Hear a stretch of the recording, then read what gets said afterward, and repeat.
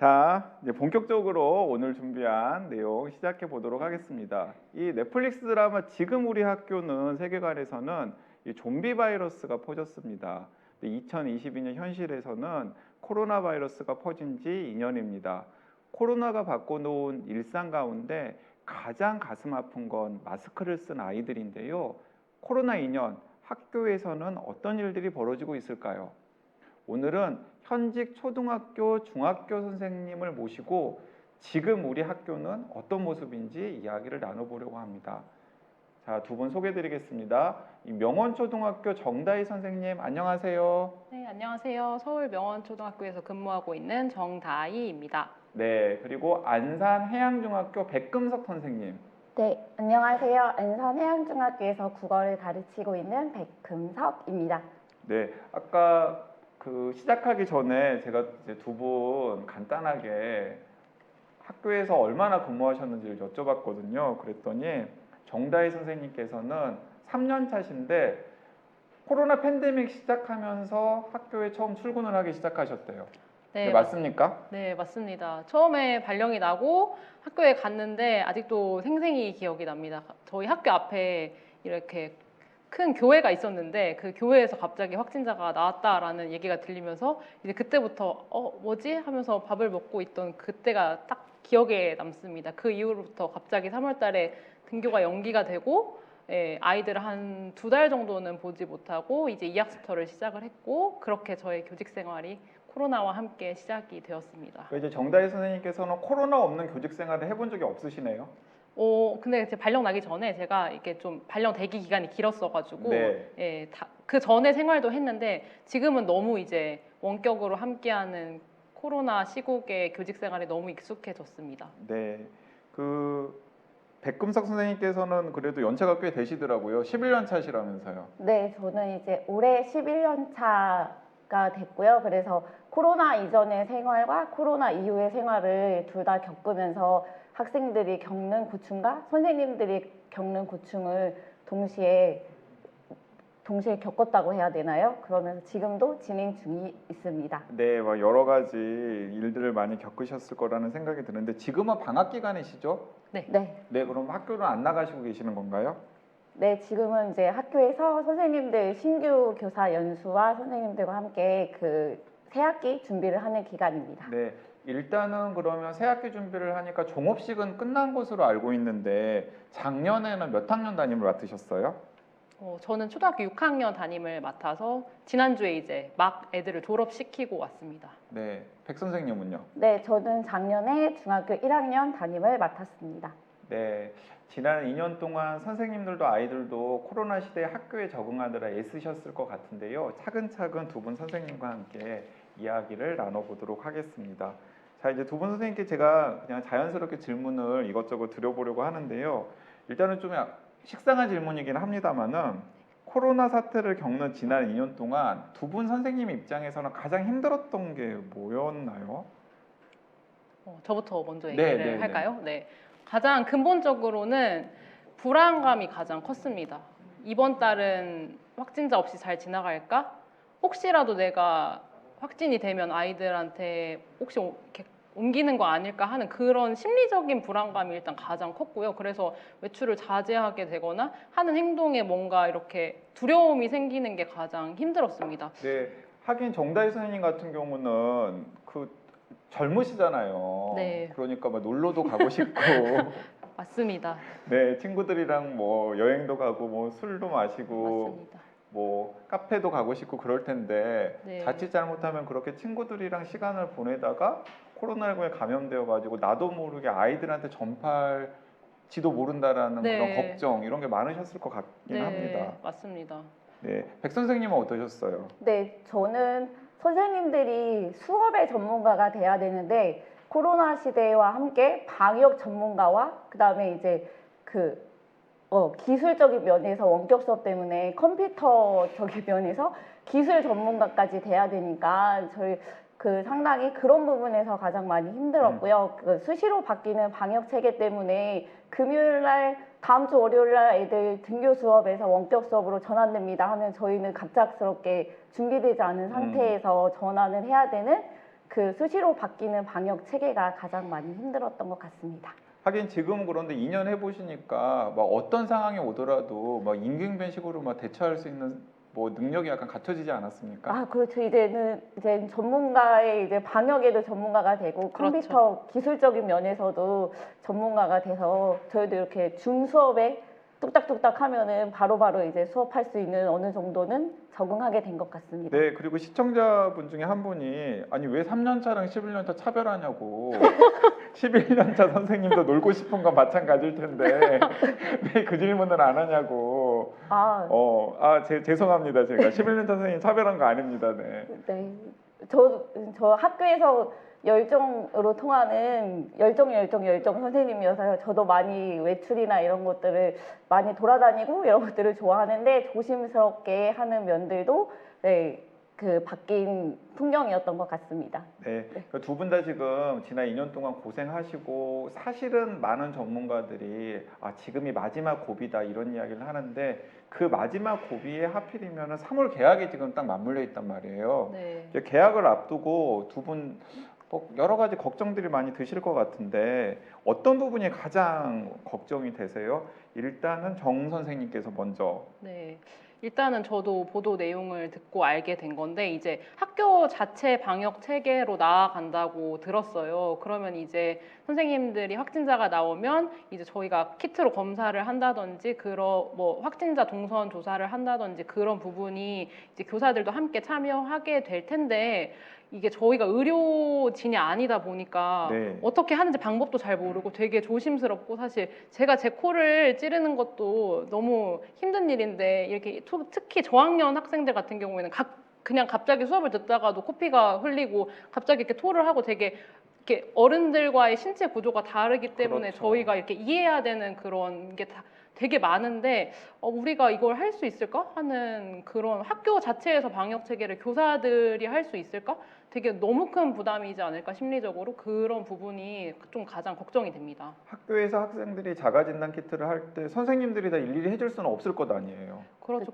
근데 그렇죠. 또 1학년 학생들한테 너 코 찔러 이렇게 할 수는 없으니까 그래서 저희가 이제 도와줘야 되니까 안심도 시켜야 되고 그 부분이 좀. 자, 그러면은 지금 선생님께서 방역 전문가 그리고 비대면 수업 전문가가 되었는데 이제는 직접 방역 현장의 보건의료인의 역할까지도 지금 해야 되는 상황이 될 수도 있어서 굉장히 걱정스럽다는 말씀을 하셨는데 백 선생님께서는 어떠세요? 네, 저도 지금 정다희 선생님이랑 마찬가지로 교육부에서 이제 학교 내에서 확진자가 3% 미만, 그다음에 이제 등교 중지 인원이 15% 미만이면 등교를 원칙으로 하되 학교에서 자율적으로 그것을 교육과정이나 이런 것들을 결정해서 운영하라고 했는데요. 작년에 교육부 지침대로 저희가 학교 교육과정을 운영했는데도 학부모님들의 불안이나 이런 것들이 상당히 높았었거든요. 근데 이제 학교 자율적으로 했을 때 학부모님들이 어느 정도 이제 불안이나 이런 것들을 해소하는 것들이 저희도 이제 전문가가 아니니까 그런 것들을 어떻게 설명하고 설득해야 되는지, 그리고 뭐 그 동선 파악했을 때 마스크를 벗고 학생이랑 15분 이상 이야기를 나눈 사람을 교사들이 이제 동선을 파악하라고 이제 그게 가장 충격이어가지고 지난주에 역학조사관 역할. 네, 마스크를 벗고 대화를 나눈 사람을 이제 역학조사를 교사가 이제 해라, 자율적으로 해라라고 하는 기사를 보고 나서 상당히 이제 충격을 받아서 학부모님들도 그런 부분에서 신뢰하는 부분, 이제 학교를 어느 정도 믿고 맡겨 주실지가 가장 큰 걱정이고 부담입니다. 그 개인적으로 생각을 해보면은 초 중등학생들 같은 경우에는 또 학교에서 급식을 하잖아요. 네. 그러니까 다른 때는 마스크를 착용하고 있지만 급식을 할 때는 어쩔 수 없이 마스크를 벗어야 되기 때문에 그때 바이러스가 전파될 가능성이 꽤 클 것 같다라는 생각도 들거든요. 네, 맞습니다. 그래서 네. 저희 반은 특히 서울 시내 안에 급식실이 있는 학교도 있지만 저희 같은 경우는 교실 급식을 하고 있어요. 그래서 급식의 선택권도 보장이 되어야 하고 특히 이제 마스크를 썼냐 안 썼냐, 급식을 하면 마스크를 벗어야 되니까 특히 교실에서 그게 이루어지니까 저희 학교 같은 경우는 특히 그 방역에 더 예민하게 다가가게 되는 부분이 생기는 것 같아요. 다른 학교도 되게 학교의 실정마다 너무 다양해서 네, 급식의 부분이 가장 올해 3월에도 가장 걱정되는 부분 중에 하나는 맞습니다. 네, 지금 선생님 두 분이 나오셔서 그런지 그 시청자 여러분들께서도 아이들이 있는 분들이 있으시잖아요. 그래서 지금 댓글을 많이 남겨주셨는데요. 치즈김밥님께서는 이렇게 교육 현장에서 일하시는 분들이 직접 나오셔서 이야기해 주니까 좋은 것 같다고 말씀을 주셨고요. 또또님께서는 어른도 처음에 혼자 찌르기 얼마나 겁나는데 아이들이 혼자 찌를 수 있겠느냐라는 댓글을 남기셨고요. 또래 오래님께서는 그런데 선생님들도 확진 많이 나오나요? 선생님이 확진이 되면 그 학급은 어떡할지 막막할 것 같은데요. 혹시 학교에서 확진 교사가 나와가지고 막 발칵 뒤집어진 적이 있으신가요? 아니요, 아직은 다행히 네, 저희 중학교는 특히 교실을 이동 수업을 하다 보니까 네. 선생님이 확진이 될 경우는 상상도 하기 힘든. 왜냐면 이제 역학조사나 이런 것들이 있었을 때 그 반 수업을 하고 마스크를 쓰고 있지만 어쨌든 수업을 하는 게 주축이 선생님이다 보니까 이제 돌아다니면서 그런 경우가 네, 아직까지는 그래도 확진 경우는 없어서 다행이었는데 네, 역학조사는 몇 번 검사를 받으러 간 적은 많이 있었습니다. 네, 정다희 선생님은 어떠셨어요? 저희 학교도 너무 다행히도 아직은 없었고요. 다들 되게 조심하세요, 사실은. 아, 진짜 조심들을 네, 많이 하셨나 보다. 엄청 조심하시고 되게 많이 이게 왜 저희가 아이들을 만나는 직업이기 때문에 나는 아파도 상관없는데 일단은 아이들이 아픈 거에 대해서는 저희가 느끼지도 못하고 너무 좀 마음이 아픈 일이기 때문에 다들 되게 많이 조심하는 게 사실입니다. 네, 그러니까 두 분 선생님은 이제 놀고 싶고 적극적으로 활동하고 싶은 욕망을 2년 동안 꾹꾹 누르신 거예요. 감사합니다. 사실 딱 보시기에 지금 그 노는 거 좋아하시고 많이 활동하고 싶어 하시고 그러시는 것 같잖아요. 들켰네요. 네. 아까 제가 말씀해서 약간 은연도 제가 그 아쉬움을 제가 포착을 했거든요. 자, 그런데 다행히도 선생님들께서 확진이 된 사례는 아직 없었지만 학교에서 확진자가 발생한 경우는 있었을 것 같아요. 네. 그렇죠. 뭐 예를 들어 지원 인력 중에서 아니면 아이들 중에서 그러면은 어떤 식으로 일이 전개되었는지 좀 기억을 더듬어 가지고 좀 공유해 주시죠. 네, 저희는 이제 확진 확성이 나오면 일단 보건소에 먼저 보고를 하게 되어 있습니다. 그래서 보건교사 선생님이 이제 교육청에 보고를 하고요. 확진자와 그다음에 확진자 밀접 접촉자를 조사를 해서 그 학생들이 검사를 받게 되고요. 그 반 학급 전체는 등교 중지가 되어서 원격 수업으로 전환이 되어서 학생들에게도 줌 수업이나 실시간 수업으로 수업 결손이 생기지 않도록 진행을 했고요. 그 등교 중지 학생들 이제 학생들한테는 이제 대체 학습이나 실시간 피드백 등으로 수업을 진행하면서 그렇게 이루어졌습니다. 그래서 보건소가 주축이 되어서 역학조사가 이루어졌습니다. 그 정다희 선생님 학교는 어떠셨어요? 저희도 중학교랑 비슷한 것 같은데요. 네. 저희도 일단 한 명이 코로나 확진이 되면 그 반 학생들은 일단 다 검사를 받고 접촉했던 교사들 안에 들어왔던 뭐 강사 선생님들 그리고 그 혹시 해당 학생이 저희 초중은 또 돌봄 교실이랑 방과 후 학교라는 좀 특수성이 있어요. 그래서 그 해당 학급에 입급했던 학생들과 그 학생들의 형제자매들까지 다 같이 좀 격리를 하는 시간이 맞아요. 필요해요. 네. 그래서 그 저희 반에서는 다행히 확진자가 안 나왔는데 이렇게 하루에 5명씩 결석을 하거나 그런 일이 되게 비일비재했어요. 왜냐하면 밑에 뭐 2살 차이, 3살 차이 밑에 동생들의 학급에서 확진 학생이 나오면 거기에 이제 형제자매 학생들이 메신저로 와서 이 학생들 빨리 하교시켜 주세요. 이렇게 하면 수업 듣다가도 중간에 가방 싸고 이렇게 나가는 일 그런 일이 굉장히 많이 반복돼서 아이들도 나중에는 지쳤는지 그냥 받아들이더라고요. 아, 네, 알겠습니다 하고 동생 이제 음성 나오면 그 다음날 등교하고 이런 식으로 진행이 됐습니다.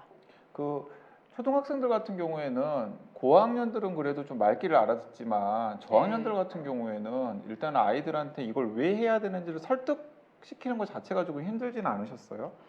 근데 우리 아이들이 너무 착하고 아이들이 오히려 더 잘 따라주는 것 같아요. 아, 그래요? 네. 혹시 막 마스크 막 일부러 벗거나 아니면 말 안 듣고 막 이런 아이들은 별로 없습니까? 이게 다 한 명이 다 방역 보안관이라고 생각하시면 됩니다. 잠깐이라도 마스크가 코로 살짝 내려가는 경우가 있으면 바로 자기들끼리 검열을 하고 자기들끼리 마스크를 쓰게 하는 멋진 친구들이 많아서 사실 마스크를 쓰거나 그런 거에 대한 지도는 그러니까 초등학생들은 선생님이 말을 하면 꼭 따라야 하고 이런 거죠. 선생님 양구 위에 마스크 내렸어요. 뭐 이런 그럼 거. 이제 예. 양구 나와보세요. 네. 왜 마스크를 내렸나요? 이게 어떻게 보면 약간 서로가 서로를 감시하는 거잖아요.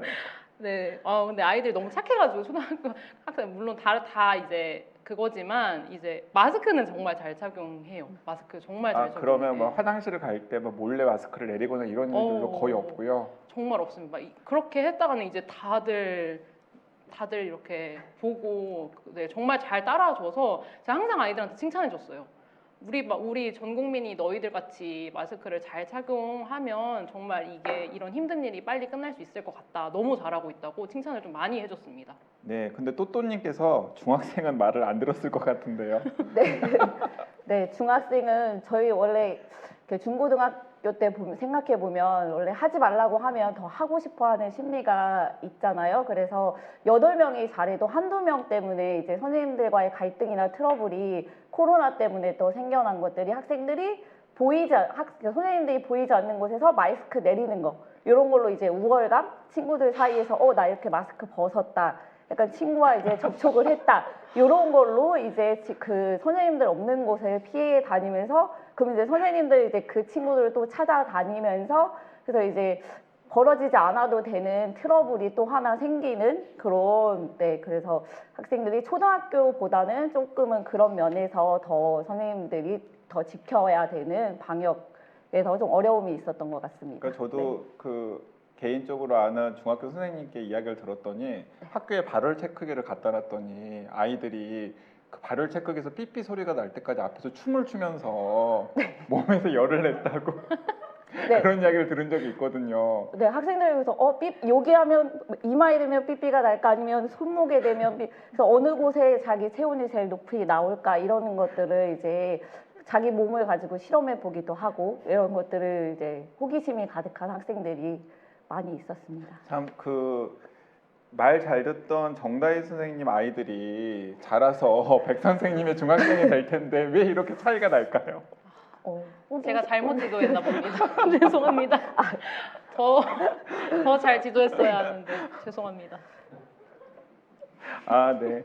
그리고 빅토리님께서 시청자분들께서도 그렇게 보셨나 봐요. 저한테 사회자님 관상 잘 보신다고. 네, 두 분이 이렇게 약간 좀 활달하시고 그다음에 뭔가 활동하기 좋아하시는 인상으로 시청자분들께서도 보셨나 봐요. 자, 그런데 다들 지금 선생님들 대단하시다는 말씀도 많이 하시는데 또 어떤 의견 많이 주시냐면 줌 수업 되게 힘드시지 않았냐. 그러니까 두 가지예요. 하나는 대면 수업할 때 마스크 꼭 착용하고 수업을 하셨어야 됐는데 그 마스크 착용하고 1시간 내내 말하는 거 힘드시지 않으셨냐라고 싱어게인님께서 의견 주셨고요. 또 푸프리님께서는 현장 수업보다 줌 수업이 정말 힘들다고 들었는데 수업하시면서 어떤 애로사항이 있었는지도 궁금하다고 의견을 주셨네요. 일단은 줌 수업 많이들 하셨으니까 또 처음 해보시는 거였을 것 아니에요. 네. 줌 수업 했을 때 어떤 점들이 가장 힘드셨어요? 일단 가장 힘들었던 거는 아침 처음 시작할 때가 가장 힘들었습니다. 왜냐하면 아이들이 줌에 출석을 해야 하는데 이제 학교에 오는 행위는 육체를 사용하는 거기 때문에 아이들도 이렇게 잠이 또 깨고 정신 차리죠. 네. 그렇게 오는데 이제 아침에 8시 40분까지 딱 이제 출석을 해야 되는데 제 시간에 수업을 시작하기가 일단은 거의 불가능하다고 보시면 되고 1년 내내 딱 첫날 뿐이었던 것 같아요. 네. 첫날 분명히 다 24명이 들어왔는데 이제 그 다음 날부터 이제 한두 명이 안 들어오기 시작하면 이제 전화를 한다든지 왜 일어나라 빨리 들어와라 이렇게 그런 부분이 조금 힘들었던 것 같습니다. 선생님은 어떠셨어요? 중학생들은 좀 다른가요? 중학교도 별반 다르지 않고요. 학생들이 이제 근데 가장 힘든 거는 중학교는 출결과도 출결이 연결되어 있기 때문에 이제 수업 시간에 늦게 되면 이제 뭐 그 학교에서 정한 원칙대로 뭐 줌 수업에 10분 이내 들어오지 않으면 이제 미인정 결과. 그래서 학교에 나오면 학생들이 다 100% 출석이 되는데 이제 줌 수업이라는 그 이제 집에서 수업을 듣게 되니까 조금 종이 안 치니까 저도 학교에서 집에서 원격 수업을 해보기도 하는데 종이 안 치니까 이게 수업을 시작하는 시간인지 쉬는 시간인지 이게 구분이 안 되니까 학생들한테 그런 걸 이제 많이 지켜야 하면서도 이제 안타까운 마음도 있고 그래서 수업 시간에 학생들이 중학교는 출결과도 가장 연관되어 있어서 마스크를 보이지 않으면 이제 미인정 그래서 출결이 인정되지 않고 근데 얼굴이 그러면은 보이지 않으면 특정한 시간 안에 얼굴을 이렇게 선생님한테 보여드리지 않으면 그 수업은 참석을 하지 않은 걸로. 네. 네. 참석을 하지 않은 그런 것들이 학생들이 적응하는 데까지 시간이 걸려서 중학교는 이제 수업도 수업이고 학생들이 그 적응하는 왜냐면 마스크를 쓰고 학교에 왔었는데 집에서는 마스크를 벗고 친구들 얼굴을 보여준다라고 하는 것 자체가 애들이 부담스러운데 얼굴을 보여줘야 이제 수업이 인정이 되는 그런 부분들 때문에 학생들도 선생님들도 고충이 가장 컸습니다. 네. 그 원격 수업 처음 시작할 때는 이게 디바이스가 한 대인데 아이들이 막 둘, 셋인 집도 있을 수 있잖아요. 그런 경우에는 그 접근권 때문에 문제가 될 수도 있지 않냐 이런 우려도 많았는데 현장에서는 어떻습니까? 실제로 좀 그런 경우가 있었나요? 네, 초반에는 특히 이렇게 다자녀인 가정들은 수업 시간도 똑같고 이제 그러다 보니까 뭐 노트북 한 대, 패드 한 대 이렇게 넉넉하지 않았잖아요, 처음에는. 근데 네. 이제 차차 그게 되게 빠르게 현장도 변화해 가면서 기기 대여가 되게 빠르게 됐어요. 스마트 기기 대여가. 그러니까 학교에서 필요한 경우에는 대여를 해주는 거군요. 네. 그래서 한 학기 동안 쓰고 반납하고 이런 친구들이 원활하게 이루어져서 이제 최근에 2021년에 원격 수업에는 기기에 대한 문제는 정말 많이 줄어든 걸 확인할 수 있었습니다. 그 저희 아이가 초등학교 3학년인데 그 저희 아이가 갑자기 집에 정전이 돼가지고 맞아요. 줌 수업을 하는 과정에서 정전이 되어가지고 이러지도 못하고 저러지도 못하다가 학교가 가까우니까 그냥 학교를 갔다 그러더라고요. 네, 그런 친구들이 있어요. 예, 그런데 실제로 그 줌 수업을 하지 못하는 아이들 같은 경우에는 소규모라도 이렇게 학교로 오라 그래가지고 선생님들께서 케어를 하시기도 하신다면서요. 네, 그 긴급 돌봄이라고 해서 1학년부터 6학년까지 신청하는 친구들은 이제 다 올 수 있게 해서 컴퓨터실에서 이제 캠을 켜놓고 하는 친구들이 있었습니다. 네, 그 중학생 같은 경우도 그런 경우가 있나요? 네, 중학교도 일단은 기기 대여나 이런 면에 있어서는 작년에 2021년도에는 어느 정도 이루어져서 학생들이 수업을 듣는 거에서는 원활하게 이루어졌던 것 같고요. 다행이네요. 네, 그래서 그리고 중학교는 초등학교랑 중학교는 거리가 학교랑 가깝다 보니까 이제 그 시간 안에 작년에 그 인터넷 사태가 있었잖아요. 그때는 이제 학생들이 증거 사진을 남겨놓는다든가 아니면 네 저희는 사진을 남겨서 그 시간 안에 이게 접속이 안 됐다라는 거를 증거를 해야지만 네, 그런 것들이 있어가지고 그러거나 아니면 학교에 와서 이 시간대 수업을 못 들어서 이제 학교에 와서 수업을 듣는다던가 이런 대응 능력은 학생들이 많이 생긴 것 같습니다. 그러니까 인터넷이 안 되거나 혹은 정전이 되거나 그러면 내가 인터넷이 안 되거나 정전이 안 되어서 지금 수업에 참여하지 못했다라는 인증샷 같은 걸 남겨놔야 되는 거군요. 네, 브이로그처럼. 네. 네. 자, 그런데 이런 것도 좀 궁금한데 그 줌으로 수업하다가 잠드는 아이들은 없어요? 긴장감이 아무래도 없으니까. 사실 저는 많이 잘 것 같거든요. 수업 시간에도 자잖아요. 그렇죠. 선생님이 앞에서 막 있는데도. 근데 혼자서 그냥 그 화면 보고 있으면 조금 흥미가 없어지면은 자연스럽게 잠드는 친구도 있을 것 같은데. 네, 잠드는 친구들도 있고요. 심각한 수업 이야기를 하고 있는데 옆에 화면 색깔이 바뀌면서 웃고 있는 이제 게임을 하니까 거기서 이제 웃고 있는 친구들도 있고 그래서 집중력이 어쨌든 많이 저하되다 보니까 저희도 선생님들 연수를 컴퓨터로 듣다 보면 여러 가지 방해 요소가 같이 따라오는데 맞아요. 학생들이 선생님들도 이렇게 창만 띄워놓고 딴짓 많이 하시잖아요. 그렇죠. 그래서 연수를 들으면서 이제 학생들의 마음을 이해하지만 그래도 이제 선생님은 학생들한테 들어라라고 말할 수밖에 없는 상황이니까 학생들이 집중력이 저하가 되는 상황은 이제 많이 이해하면서 그래도 최대한 그래서 참여 수업을 줌 수업에서 많이 발표나 이런 것들을 시키면서 독려를 많이 하려고 노력하고 있습니다. 근데 선생님들 그런데 그 수업 시간에는 그 대면 수업 경우에는 선생님들이 이제 눈이 뒤에 달려 있는 것처럼 자거나 딴짓하는 아이들을 귀신같이 다 알잖아요. 네. 근데 줌 수업도 한 2년 해보니까 이제 딴짓하는 애들 바로바로 아실 수 있던가요? 그쵸. 이제 그 하나의 그림처럼 이 친구의 집중하는 모습에 딱 스탠다드가 있기 때문에 거기서 이제 벗어난 것이 조금만 보이면 이제 화면 얼굴 색깔이 바뀐다던가 그러면 이제 아 저건 유튜브다 이렇게 아 저건 네이버 창을 틀었네 이게 딱 표정이 네. 원래 재미없는 표정이어야 되는데 네, 갑자기 밝아진다거나. 네, 저는 분명히 심각한 지금 과학의 이론을 설명을 하고 있는데 갑자기 이렇게 이렇게 웃으면은 이렇게 왜 이렇게 재밌나? 이렇게 당연히 없을 텐데 이게 다 알게 되죠. 이제 저 친구가 교과서를 쓰고 있는지 집중을 하고 있는지. 근데 너무 많은 학생들이 수업을 듣고 있기 때문에 일일이 다 얘기를 할 수 없어서 그 부분이 되게 많이 답답했습니다. 그러니까 대면 수업할 때는 야 누구 이러면서 바로 이야기를 할 수 있는데 줌 수업은 또 그런 게 약간 또 어렵긴 하네요. 백 선생님은 어떠세요?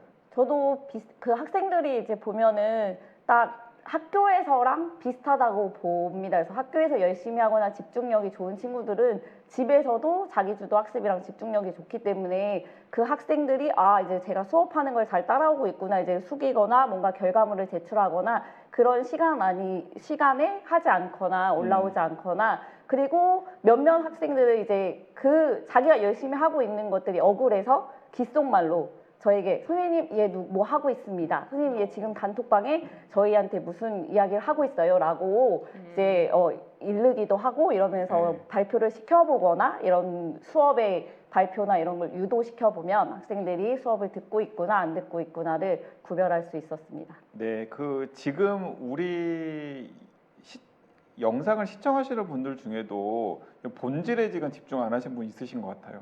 서점 주인님께서 이런 댓글을 남기셨어요. 초딩 선생님은 박소담을 닮았고 중딩 선생님은 SES 바다를 닮았다고. 아, 이분 좀 이렇게 그 커버하는 레인지가 굉장히 넓으신데 세대 레인지가. 네. 감사합니다. 네, 그러니까 정다희 선생님은 정소담이고, 아 감사합니다. 네, 그리고 기분이 백금석 좋아졌습니다. 선생님은 백바다님이라고. 네. 마음에 드는 네. 네. 네, 그러니까 이런 딴짓하는 분들은 괜찮습니까? 그런 거 네. 긍정 즐거움이 있으니까. 네. 네, 서점 주인님 이게 너무 화면만 보시지 말고 내용에도 좀 집중하시면 좋겠습니다. 네, 근데 이 와중에 또 두 쌤이 감사하다면서 박수를 쳤다고. 이런 칭찬은 또 오랜만에 받아봐서. 네. 자, 그런데 줌 수업이 좋았던 점도 있을까요? 그거 많이들 궁금해하세요. 저는 특히 좋았던 과목은 사회 수업할 때 정말 좋았습니다. 왜냐하면 학교에서 조사학습 같은 게 사회 4, 5, 6학년에서 굉장히 강조되거든요.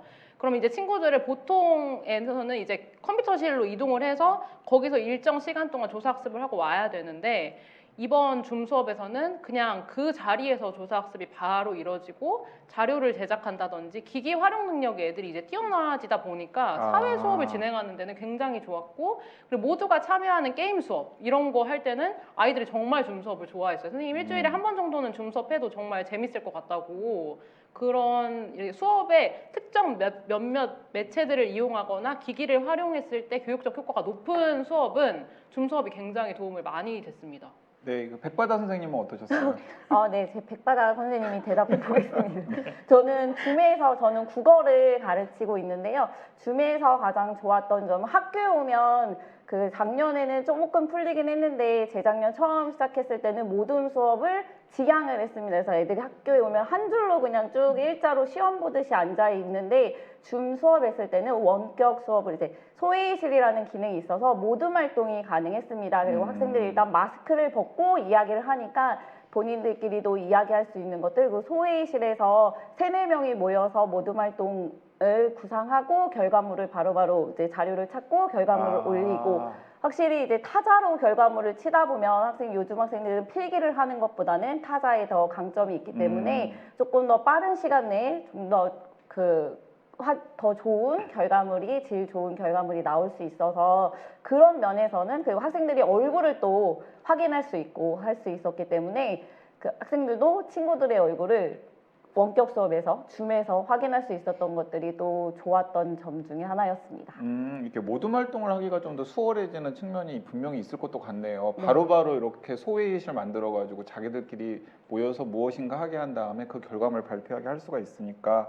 근데 아까 그 정소담 선생님, 네. 그냥 정소담 선생님이라고 부를게요. 네, 오늘은. 네, 네, 감사합니다. 네. 이 정소담 선생님 아까 그 줌 수업 장점 이야기하시면서 네. 초등학생들 게임 수업을 했다. 네, 했는데 네, 게임 네. 수업이 무엇인지 궁금해하시는 분들이 있네요. 그러니까 어떤 특정한 플랫폼이 이제 있는데 거기에 저희가 1번부터 20번까지 문제를 쭉 만들어 놔요. 뭐 객관식으로 문제를 만들 수도 있고 주관식으로 만들 수도 있고 초성 퀴즈로 만들 수도 있고 OX 퀴즈로도 만들 수 있는데 이거를 이제 1번부터 제가 그 창을 열어서 애들아 링크 이거 타고 들어와 하고 채팅창에 딱 올리면 애들이 거기 링크를 타고 딱 들어와서 자기 이름을 치면 이제 참가자들이 쭉 이제 24명이 딱 뜹니다. 그럼 제가 시작 창을 누르면 동시에 게임을 진행을 하는 거예요. 근데 그 게임의 내용이 수업의 내용과 관련된 거예요. 그래서 특히 진짜 좋았던 거는 갑자기 저희가 격리가 돼서 애들이 교과서를 못 가져갔던 날이 있었어요. 그런 날에도 수업을 해야 되잖아요. 네. 그럴 때는 이제 그 문제를 교과서의 내용으로 쭉 퀴즈를 만들면 애들이 교과서를 가지고 있지 않아도 그 퀴즈를 한번 쫙 풀면은 교과서 안에 있는 문제를 쫙 풀게 되는 그런 좋은 점이 있었습니다. 그 종소담 선생님이나 백바다 선생님 말씀을 들어보니까 이 팬데믹이 끝나고 나서도 경우에 따라서는 좀 줌 수업을 현장에서 활용할 수도 있겠다. 그리고 그럴 때 약간 장점이 있는 경우도 있다라는 생각도 드네요. 네, 그래서 학교에서도 이제 그 디지털 교과서를 활용해서 이제 등교 수업을 했지만 학생들이 저도 태블릿이나 이런 것들을 이용해서 결과물은 이제 컴퓨터로 연결시켜서 결과물이나 이런 것들을 수시로 자료나 이런 것들을 또 집에 가서 찾거나 이렇게 되면 수업의 그 결손이나 조금 늦어질 수 있는데 그 자리에서 바로 결과물을 만들고 거기서 모둠 활동이나 게임 활동이나 이런 것들이 가능하기 때문에 등교 수업에서도 이제 그 태블릿 기기들을 활용할 수 있는 수업에 대한 연구도 끊임없이 이루어지고 있는 것 같습니다. 그 줌 수업을 했던 중학생, 고등학생을 가르치는 선생님들한테 제가 개인적으로도 들어보니까 이런 장점 이야기하시는 분들도 있더라고요. 그러니까 본인이 대면 수업을 할 때는 질문을 하지 않았던 학생들이 줌 수업을 하니까 그 뭐 쪽지라든지 뭐 귓속말이라든지 이런 식으로 이런 기능을 이용해서 질문을 하는 경우가 종종 있더라. 그래서 이렇게 이 아이들이 이런 것에 대해서 몰랐구나 이런 것들을 좀 확인하는 계기가 되기도 했다라고 하던데 그런 것도 좀 있나요?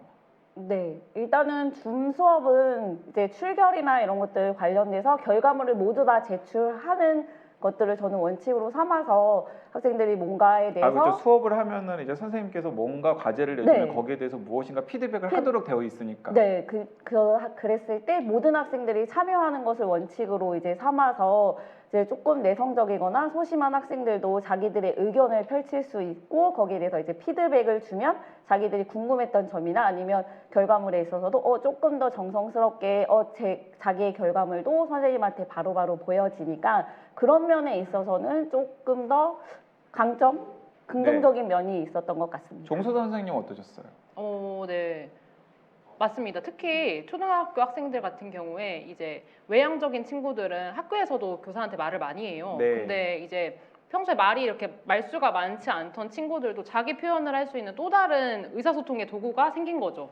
거기서 이제 채팅을 한다든지 그래서 뭐 너 왜 이렇게 했어? 라고 물어봤을 때 학교에선 절대 대답 안 하던 친구들이 되게 교사한테 진솔하게 그 채팅으로 얘기를 하거나 본인이 겪고 있는 약간 속마음 같은 거를 정말 많이 얘기해주는 모습을 보면서 때로는 이렇게 말로 의사소통을 하지 못해도 그 다른 대체 도구를 이렇게 이용하면 교육적으로도 효과가 있을 수 있구나 소통하는 느낌이 충분히 들거든요. 그래서 그런 부분은 좋았습니다. 그러니까 대면 수업을 앞으로 혹시 팬데믹이 끝나고 하게 될 때도 이렇게 비대면으로 소통할 수 있는 창 같은 걸 하나 만들어 놓으면 네, 아이들이랑 계속 그런 소극적인 아이들이 커뮤니케이션 할 수 있는 창구 역할을 할 수도 있겠다라는 생각도 드는데요. 반면에 또 빅토리님께서는 못 따라오는 학생들도 있을 것 같다. 그리고 본범님께서도 줌 수업 쫓아오지 못하는 친구들도 있을 텐데 개별 지도가 필요하지 않나라는 의견도 남기셨고요. 또 좀 그 넓혀가지고 질문을 드리면은 코로나 이후에 아이들 학습 편차가 좀 심해졌다라는 뉴스들이나 혹은 연구 결과들이 있잖아요. 현장에서 보기에는 선생님들은 어떠셨어요? 일단 중학교는 시험을 보니까 시험 결과가 그쵸, 바로 알 수 나와서 있겠죠. 네. 네, 중학교 1학년 학생들은 시험을 안 봐서 이제 명확하게 결과가 나오진 않았지만 2, 3학년이 이제 시험을 본 결과를 보면 중위권 학생들보다 상위권과 하위권으로 나뉘는, 그래서 선생님들이 시험 문제를 내고 나서 평균 점수를 받고 나서 충격을 많이 열심히 가르쳤다고, 똑같이 학교에서 가르친 것처럼 줌에서도 똑같이 가르쳤다고 생각했는데, 학생들이 받아들이는 학생들은 수업 속도가 너무 빠르거나 아니면 수업 속도가 느리거나 이런 것들이 저희가 현장에서 보는 것보다는 저희 점검하거나 체크하는 데 있어서 조금 점점 고민해야 되는 부분이 아닌가 싶을 정도로 결과적인 면에서도 보여서 네, 걱정이 큽니다. 이제 중학교 1학년 아이들이 이제 2학년 올라와서 시험을 보게 될 텐데 그런 부분에 있어서 많은 걱정과 고민이 있습니다. 그러니까 상위권과 하위권 아이들만 남고 이렇게 중위권 아이들이 없어지는 그런 결과. 그쵸. 막상 뚜껑을 열어보니까. 네, 왜냐면 중위권 학생들이나 아니면 친구들과 어쨌든 저희는 이제 사회성을 띠고 있기 때문에 학생들이 학교에 오면 선생님한테 잘 보이고 싶고, 그다음에 친구들 관계에 있어서도 내가 조금 더 잘하는 모습, 이런 모습을 보여주고 싶은데, 목표나 기준점이 이제 집에서는 이제 없어지는 것들이 조금 있는 것 같아서 목표나 이런 것들이 좀 사라지고 하다 보니까 내가 이 정도면 됐겠다. 됐어. 이제 출결했으면 됐지. 이제 선생님들 수업 원격 눈으로 봤으면 이제 됐지. 이렇게 하면서 그런 자기주도 학습이 안 되는 학생들의 편차가 점점 심해지는 것 같습니다. 네.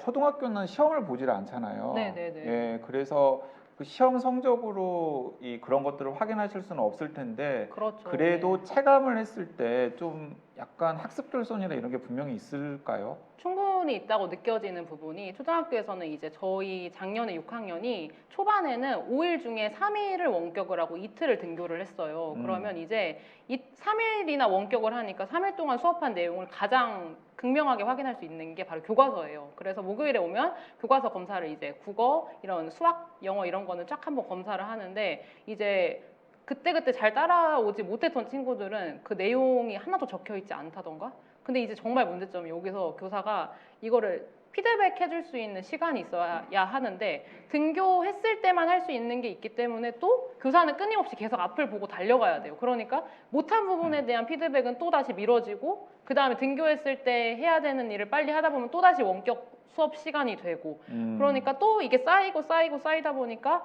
이거 채워오세요 해도 정말 진정으로 아이가 이거를 할 수 있게 도움을 주는 교육적 행위는 사라지고, 정말 계속 그 피드백을 제공하지 못하는 시간이 쌓여지니까 아이들의 학습, 그게 평가를 보지 않아도 결손이 누적되고 있다는 거를 체감을 할 수 있게 되는 것 같습니다. 네, 그 홍콩 과기대학교에서 이제 보건경제학을 하시는 김현철 교수님이라는 분이 계시는데, 이제 그분 같은 경우에는 지금 코로나 시대에 아이들의 학습 결손이 굉장히 오랫동안 영향을 줄 수도 있을 것 같아서 걱정이다라는 말씀을 하셨는데, 이게 두 분 현장에 계신 선생님들 말씀 듣고 보니까 진짜 또 걱정이 되기도 하는데요. 여기에 이제 또 걱정되는 대목이 이제 학교는 공부를 배우는 곳이기도 하지만은 아이들이 집단 생활하고 서로 상호작용하면서 사회성을 기르는 곳이기도 하잖아요.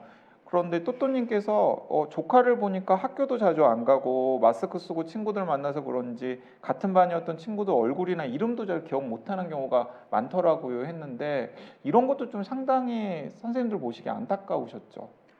특히 이제 초등학교에서는 학습적인 부분보다 이런 사회성, 생활적인 부분이 굉장히 강조가 되는데, 그러니까 제가 아이들을 지도할 때 가장 중점적으로 보는 시간이 바로 쉬는 시간이에요. 왜냐면 아이들이 학습 말고 생활을 익힐 수 있는 시간이 초등에서는 쉬는 시간이거든요. 그때 보통 아이들이 많이 싸워요. 그러면은 싸우면 이제 갈등을 겪는 거잖아요. 그럼 갈등을 겪으면 거기서 이제 해결할 수 있는 방법을 알려주는 곳이 학교라고 생각을 하거든요.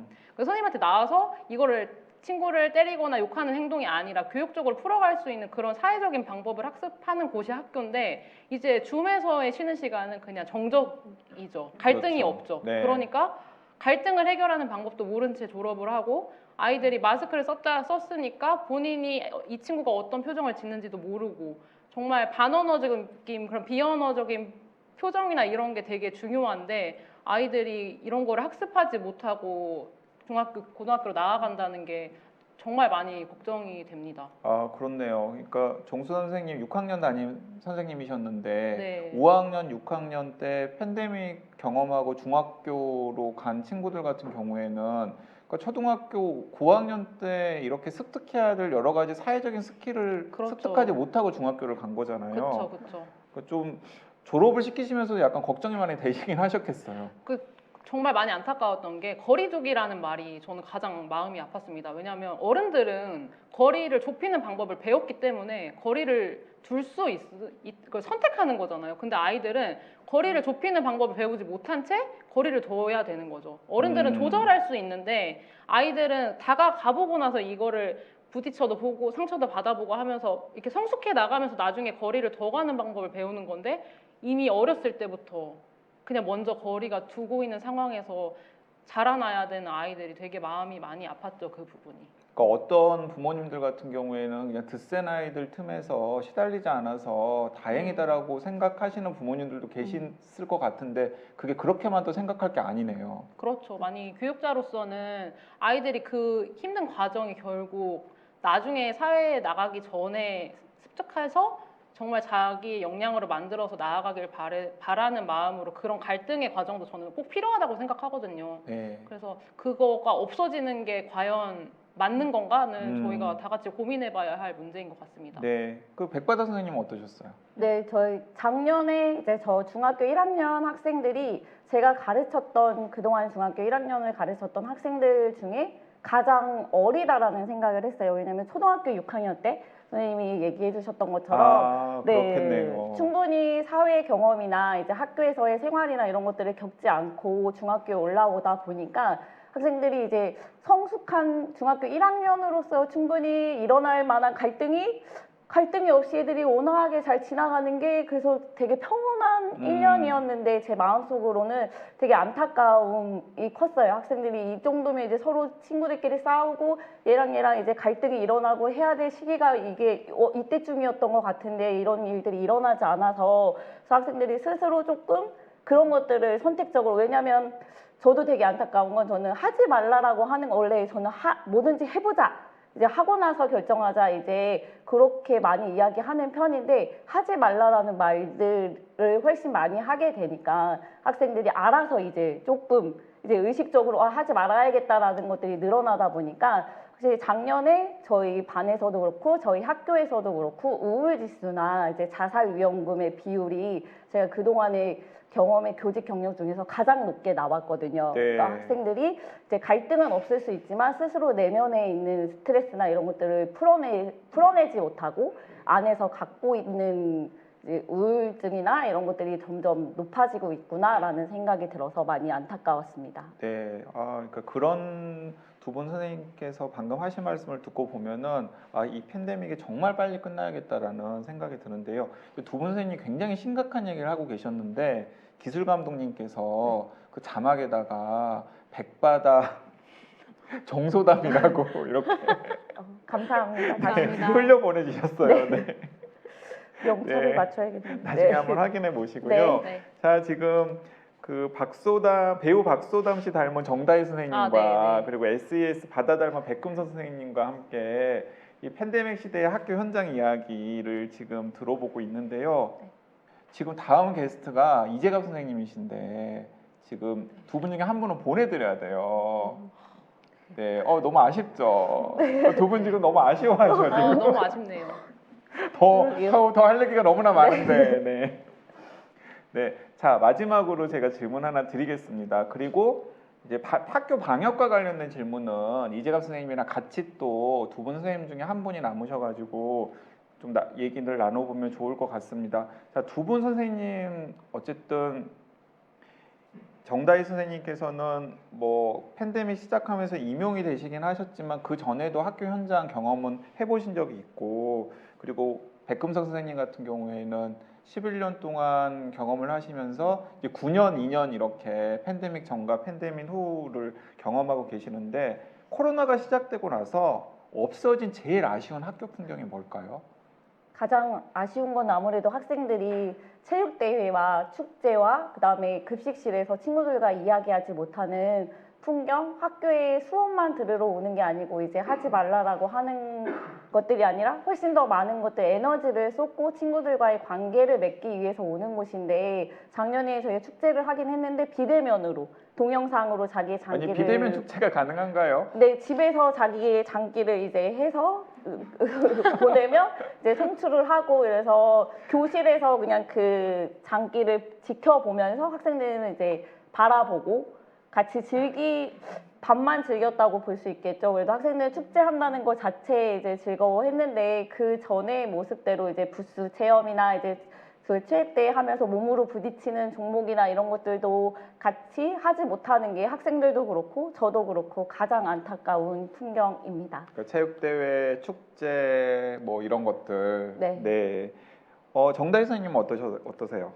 저도 되게 비슷한데요. 다 같이 있을 때만 할 수 있는 것들 있잖아요. 뭐 체육대회 저희 이번에는 학년별로 따로 했거든요. 근데 네. 사실 운동의 진짜 맛은 이렇게 만국기 막 걸려 있고 다 같이 막 할머니, 어머니들, 아버님들 다 가족끼리 모여서 뭔가 마을 잔치처럼 하는 게 진짜 운동회인데 학년끼리 소소하게 그냥 지나가야 하는 그런 작은 체육대회들 그리고 수학여행은 당연히 못 갔고 3, 4학년 같은 경우에 생존 수영이 있거든요. 근데 그 생존 수영도 사실은 직접 수영장에 가서 해야 하는데 아이들이 그런 걸 직접 체험하지 못하는 게 가장 코로나 때문에 사라진 저희의 일상에서 다시 꼭 가져오고 싶은 저희의 일상입니다.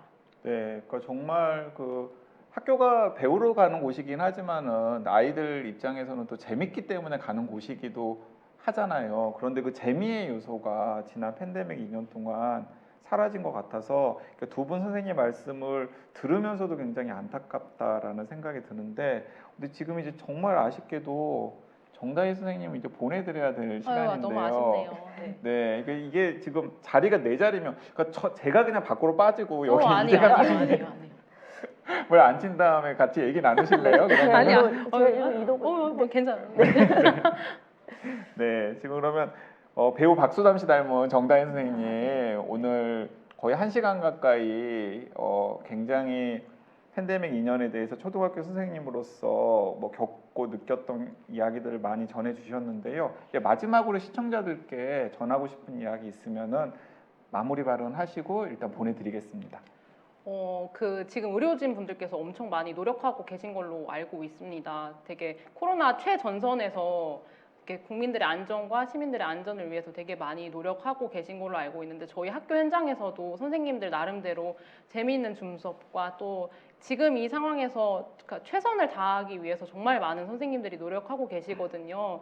저희 교육에 조금 더 큰 믿음과 희망이 조금 있었으면 좋겠습니다. 지금 이런 힘든 시기에 아이들이 예전처럼 다 모든 거를 체험하고 경험할 수는 없지만 선생님들도 많이 앞으로 지금까지도 노력해왔고 앞으로도 노력할 거니까 되게 힘을 합쳐서 아이들이 잘 자랄 수 있는 교육 환경을 꼭 만들었으면 좋겠습니다. 네, 그 정다희 선생님 같은 분이 초등학교에 계시면 많은 학부모들이 되게 안심하고 아이들을 학교로 보낼 수 있게 되지 않을까라는 생각이 듭니다. 자, 정다희 선생님은 여기서 먼저 보내드리겠습니다. 정다희 선생님 오늘 귀한 시간 내주셔서 너무나 감사합니다. 네, 감사합니다. 네. 네, 아무래도 이 중학생 아이들이 백신 접종 대상이다 보니까 이제 백금석 선생님께서 더 궁금한 것들이 많으실 텐데요. 또 정다희 선생님께서 이제 미리 주신 그 궁금한 내용들도 제가 킵해 놓았습니다. 그것도 이재갑 교수님께 여쭤보도록 하겠습니다. 자, 이제부터는 한림대학교 강남성심병원 감염내과의 이재갑 교수님 모시고 마저 이야기를 나눠보겠습니다. 앞서 두 분 선생님이 궁금해하셨던 것들이 지금 학교 현장에서 가장 필요로 하는 것들일 텐데요. 한림대 감염내과 이재갑 선생님 현장에 모시고 여러 가지 궁금증들 해소해 보겠습니다. 이 백 선생님께서도 같이 진행을 한다라고 생각하시고 궁금한 거 있으면은 이재갑 교수님께 막 질문을 던져 주십시오. 네. 자, 한림대 감염내과 이재갑 선생님 모셨습니다. 안녕하세요, 이 교수님. 안녕하세요. 예. 네, 반갑습니다. 앞에서 1시간 동안 그 배우 박소담 씨 닮은 초등학교 정다희 선생님과 그리고 SES 바다 닮은 잠시만요. 네, 중학교 백금 선생님 두 분을 모시고 실제 학교 현장의 이야기를 들어봤고요. 이 정다희 선생님 먼저 보내드리고 지금 백 선생님 옆에서 같이 지금 학교 현장에서 궁금한 것들 지금 해소를 해보려고 합니다. 자, 일단은 근데 뭐 이 교수님 오셨으니까 그 이 교수님 오늘도 그 SNS에 막 지금 긴박한 현장의 상황들, 답답한 상황들 많이 올려주셨던데 지금 현재 이 상황이 어떤지 먼저 좀 들어보고 나서 본격적으로 궁금증 해결해 보도록 하겠습니다. 병원들이 난리고요. 병원들이 지금 직원들이 확진이 돼서 저희 병원만 오늘만 하루에 10명 직원이 확진됐거든요. 직원 10명이요? 예, 직원 10명. 그래서 지금 분야 파트별로 이제 문제성 특히 내과 전공의들이 확진이 되면서 지금 내과 전공이 반토막이 나가지고 오늘부터 응급실에서 내과 환자 받기가 힘들어지는 상황이 이미 발생하고 있고. 그래서 오늘 내과 당직이 없어서 사실은 제가 지금 오늘 쿨을 받아야 돼서 오늘 이거 끝나자마자 바로 병원 가서 또 코로나 신환 2명 온다 그래서 또 환자를 받으러 가야 되는 상황입니다. 아니 그래서 저는 그 SNS에 남겨주신 그 네. 긴급 상황 보시고 긴급 상황 보고서 네. 이재학 교수님 오늘 나오시기로 하셨는데 혹시 못 나오시면 어떨까 하고 걱정을 하셨는데 진짜 또 어렵게 시간 쪼개가지고 지금 나오셨는데요. 네, 지금 그 제일 걱정했던 상황이네요. 현장에 그 병원에 뭐 지원 인력이나 혹은 의료진들이 감염이 되어가지고 환자들을 제대로 받지 못하고 또 치료하지 못하는 상황. 그러니까 저희가 이제 1,800명 정도 직원이 있는 병원인데 하루에 10명 정도. 그러니까 지금 2, 3주 사이 거의 3, 40명에서 확진됐거든요. 그리고 아예 그냥 모든 직원들, 특히 환자 대면하는 직원들은 아예 그냥 보호구 다 하고 이제 환자 보라고 얘기를 하고 이제 밀접 접촉이 된 직원들 어차피 3차 접종 대부분 하긴 했었으니까 그냥 보호구 착용하고 환자 봐라. 그냥 이제 밀접 접촉이라고 근무 배제 이런 거 못 한다. 이제 이런 상황이 이제 실제로 돼가서 저희가 이제 비상 체계로 이제 가동이 시작되는 상황인데, 그러니까 저희가 이제 예상했던 게 확진자 5만 명 넘어가기 시작하면 이제 사회 필수 시설들이 조금씩 이제 균열이 발생할 거라고 예상을 했는데 이제 병원이 제일 민감하거든요. 네. 확진자 발생을 하게 되면. 그래서 지금 이제 병원이 이미 시작된 저희만 그런 게 아니라 모든 지금 종합병원, 요양원, 요양병원들이 다 난리고 지금 이제 3인세 중환자실하고 준중환자실이 10명 넘게 지금 전원이 됐거든요. 근데 그 중에 한 80%가 다 요양병원에서 이제 집단 발병에서 확진된 분들이 오고 있고 또 저희가 이제 서울시하고 사업하고 있는 게 이제 그 요양원이나 요양병원 확진자 발생을 하면 컨설팅 하러 하는데 지금 저희가 작년 11월 이후에 14개 요양병원이랑 4개 요양원을 컨설팅을 했는데 오늘만 3개 부탁해가지고 이번 주에 3군데 또 방문을 해야 되는 상황들이에요. 그래서 상황이 갈수록 나빠지고 특히 취약시설들을 하고 고위험 시설들이 계속 상황이 나빠지고 있는 부분들이라 이제 그 부분들이 이제 부메랑으로 다가오지 않을까. 그러니까 확진자 규모가 커지는데 중증 환자 많지 않다라고 자꾸 정부가 거리두기 완화를 얘기를 하는데 지금 만약에 거리두기 완화해서 확진자 늘려버리면 그러니까 말씀드린 대로 사회 필수 시설들이 이제 이제 정말 정지되는 일들이 실제로 벌어지는 상황들이 벌어지고요. 솔직히 말씀드리면 3월 계약 완전히 물 건너갑니다. 지금 상황에서 네. 거리두기 완화시키면. 예. 지금 옆에서 백 선생님 좀 철렁한 표정을 지으셨는데 네. 어쨌든 지금 이재갑 선생님께서는 현장에서 환자들을 진료하시기도 하시지만은 또 우리나라 방역 정책에도 여러 가지 자문을 해주는 역할을 하시기 때문에 이제 부디 이재갑 교수님께서 이제 현장에서 겪은 여러 가지 상황들을 잘 방역 당국에 전달을 해서 좀 듣지도 엇나가는 방향으로 듣지도 않아요 요새. 요새 듣지도 않기 때문에 별로 이렇게 말할 것도 없고. 네. 답답합니다. 네. 어쨌든 기운 내시고요. 기운 내시고 이제 오늘은 이제 코로나 시대 우리 학교를 지키는 법과 관련해서 바쁘신데 나와주셨으니까 조금 지혜를 나눠주셨으면 좋겠습니다. 자, 이제 앞서 초등학교, 중학교 선생님 두 분 모시고 학교 현장 이야기 들어봤는데 제가 일단은 백 선생님께 제가 한번 여쭤볼게요. 백 선생님 보시기에 이재갑 교수님께서는 학교 다닐 적에 말 잘 듣는 모범생이었을 것 같습니까? 어떤 학생이었을 것 같아요? 워낙에 논리적이시고 네. 이제 따지는 걸 좋아하시니까 이제 네. 아니 되게 따지는 거 좋아하시는 분 아니세요? 그 방송이나 이걸 잘 봤는데 네 봤거든요. 근데 이제 학교 다녔을 때 이제 선생님이 이렇게 하라 그러면 그건 아닌 것 같습니다. 선생님이라고 이야기하지 않았을까라는 이미지가 그려집니다. 그런 학생들이 있으면 선생님 입장에서는 귀엽습니까? 아니면 얄밉습니까? 네. 다시 한번 이제 그러면 너의 논리를 펼쳐봐라. 그건 그렇지만 이제 여기는 이제 같이 지켜야 되는 우리 집단의 규칙을 지켜보자라고 다시 설득을 이제 따라와봐라 해서 이제 교무실로 네, 교무실로 이제 안전한 공간으로 교사의 안전한 공간으로 불러서 이야기를 하곤 합니다. 아, 그러니까 교무실에서 네. 그러니까 공부는 잘했지만 교무실에서 1대1 면담을 자주 했을 것 같은 학생. 그렇죠. 이런 학생들이 이제 학생들한테 이제 영웅이면 이제 교무실로 따로 불러야 하는 이제 그런 조치를 해야 합니다. 네. 자, 이재갑 교수님 실제로는 어땠습니까? 아니, 원래 되게 순둥이였고요. 네. 말도 많지 않았고 되게 좀 쑥스러워하고 그랬는데 근데 약간 방골 기질은 있었던 것 같아요. 방골 기질이었던 게 저희 이제 중3 때 그때 저희 중3 때가 전교조 처음 결성됐을 때였거든요. 근데 그 백 선생님 말씀 부정은 안 하시네요. 예, 아니 근데 저도 제가 그런 특성이 있을지 생각을 못했어요. 그다음에 워낙에 네. 모든 선생님들이 공부도 잘하고 착하고 말도 잘 듣고 뭐 말도 잘하고 막 이런 얘기를 들었었는데 그때 전교조가 결성이 되는데 제가 좋아하는 선생님 몇 분이 문 밖에 이제 서 있게 되는 상황이 실제로 발생하고 피켓 들고 서 있었거든요. 근데 그러니까 이제 그 당시에 도덕 시간이었는데 도덕 선생님이 이제 문 밖에 나가셨어요. 근데 네. 다른 도덕 선생님이 이제 들어오셨는데 되게 뭐 60대 이제 은퇴하기 직전에 한 57세 거의 정말 이제 1, 2년 남은 은퇴 1, 2년 남으신 분인데 제가 그때 반장이었었는데 인사를 안 했죠. 차력 동료를 안 하고 그냥 버티고 있으니까 선생님이 얘네 뭐지 왜 인사를 안 하지? 그래서 이제 그러고 나서 진짜 이제 교무실에 끌려가서 너 왜 그러냐 그래가지고 아니 오늘 선생님이 다른 선생님이 들어오셔서 했는데 선생님을 미워해서는 아니다. 근데 이 자리에 있어야 되는 선생님이 못 들어오신 거에 대해서 네. 항의를 했다. 이런 일화가 중3 때도 있긴 있었습니다. 네. 하지만 이재갑 교수님께서 제가 아는 이재갑 교수님은 로맨스 드라마를 즐겨 보시고 네, 드라마를 보시면서 펑펑 우시는 그런 여린 감성을 가지신 분이라는 것도 제가 추가로 전달해 드리겠습니다. 자, 그런데 백 선생님께서는 TV 화면에서 이재갑 교수님 많이 보셨을 것 아니에요. 네. 그 TV 화면에서 보는 이재갑 교수님과 실제로 오늘 대면한 이재갑 교수님 중에 어느 쪽이 더 낫나요? 네, 실제로 뵙는 게 더 포근하신 것 같고요. 네. 네. 좀 더 이제 포용적이신 것 같습니다. 이제 목소리도 그렇고 목소리도 너무 좋으신데요. 네, 그래서 네. 설득력 있는 목소리가 네, 그래서 현장에서 들으니까 더 잘 들리는 것 같습니다. 그 이재갑 교수님 약간 교회 오빠 스타일이시잖아요. 기타 하나만 이제 네. 기타 들고 노래도 하고 그랬었긴 했죠. 어렸을 때는. 네. 자, 세오맘님께서 백바다 선생님 관상 잘 보시네요. 그리고 또 현아님께서는 교무실 가는 모범생 하면서 이렇게 웃으셨습니다. 자, 이재갑 교수님께 제가 질문 하나만 더 드리고 본격적으로 선생님들께서 궁금하신 것들 해결해 보려고 하는데요.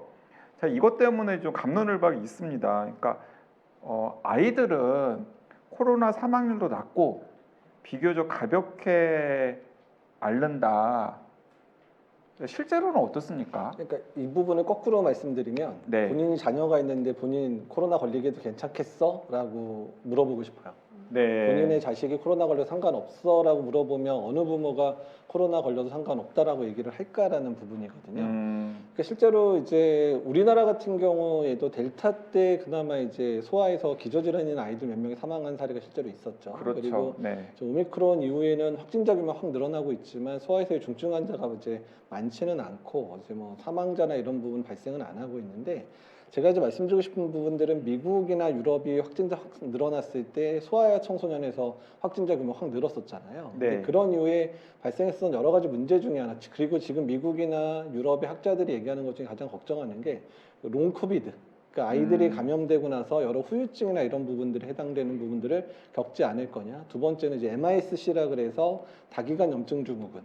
이게 우리나라가 지금까지 아이들 감염이 뭐 몇만 명 뭐 이런 수준이었을 때하고 이제 몇십만 명 수준이 되는 상황이 발생하기 시작했거든요. 그러면 빈도가 아무리 낮은 질환이라 그래도 이제 다기관 염증 증후군이 몇백 명씩까지 발생할 수 있는 상황들이 실제로 발생을 하는데 그렇게 되면 병원에 입원해서 치료받거나 이런 여러 가지 상황들 또 후유증 장애를 앓는 상황들 생길 수 있어서 여러 가지 감염의 후유증이나 이런 개념까지 생각을 한다면 아이들의 감염에 대해서 실제로 조금 더 고민이 필요하고 또 아이들의 예방 접종을 좀 더 강화해야 될 필요성에 대해서는 좀 더 강조를 좀 드리고 싶거든요. 그래서 이제 그런 부분들은 조금 더 한 번 더 고민. 그러니까 우리가 이 병을 애들이 그냥 소위 가끔 그런 얘기하지만 애들이 한번 다 걸리고 크지라고 얘기를 하시는데 실제로 아이들을 그냥 뭐 방치하진 않겠지만 애들이 그냥 걸리는 거 어쩔 수 없어 그냥 걸리더라도 어떻게 해라고 얘기하는 부분들이 실제로 가능하냐에 대한 부분에서는 한 번 더 고민을 해주시고 내 아이들이라면 코로나 걸리는 거 그냥 걸릴 수 있지라고 생각할 자신 있으신가에 대해서 다시 한번 물어보고 싶어요. 네, 그러니까 가능한 한 아이들에게 감염을 시키지 않도록 하는 방법이 있다면 그 방법을 쓰는 게 최선이다라는 말씀으로 받아들이면 될 것 같습니다.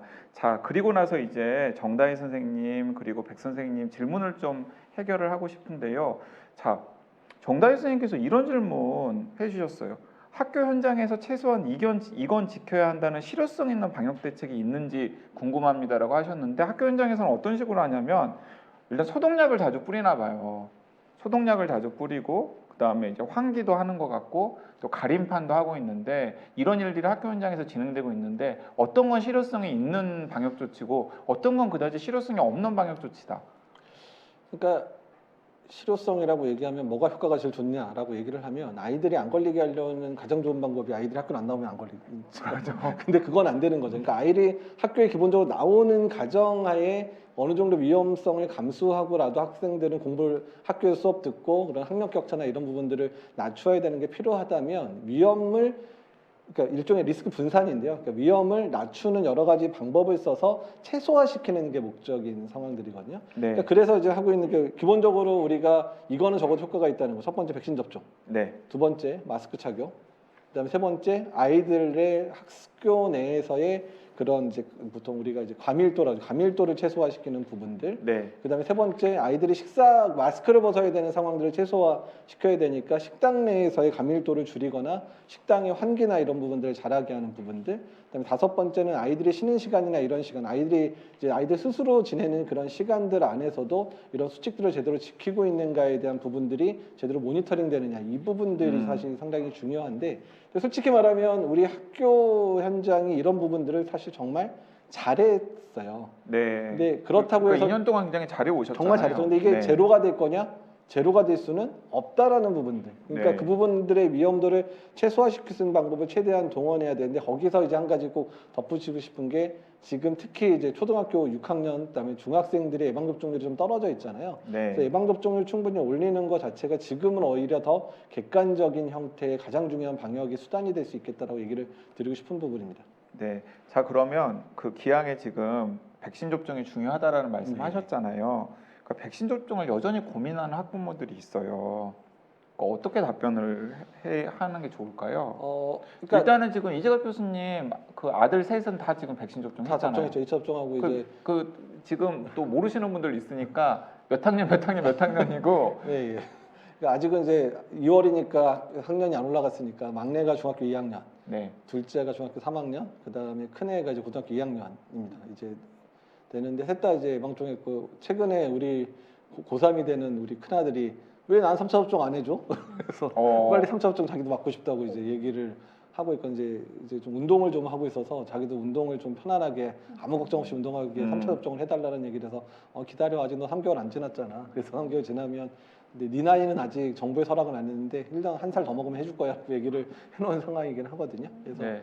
접종에 대해서는 되게 긍정적으로 보고 있고 또 아이들이 그래도 큰 문제 없이 지금 잘 지내고 있어서 다행입니다. 그러면 그 지금도 그 대상이 되었는데도 불구하고 백신 접종을 주저하는 학부모님들이 계시면은 좀 이재갑 교수님 입장에서 조언을 좀 해주시죠.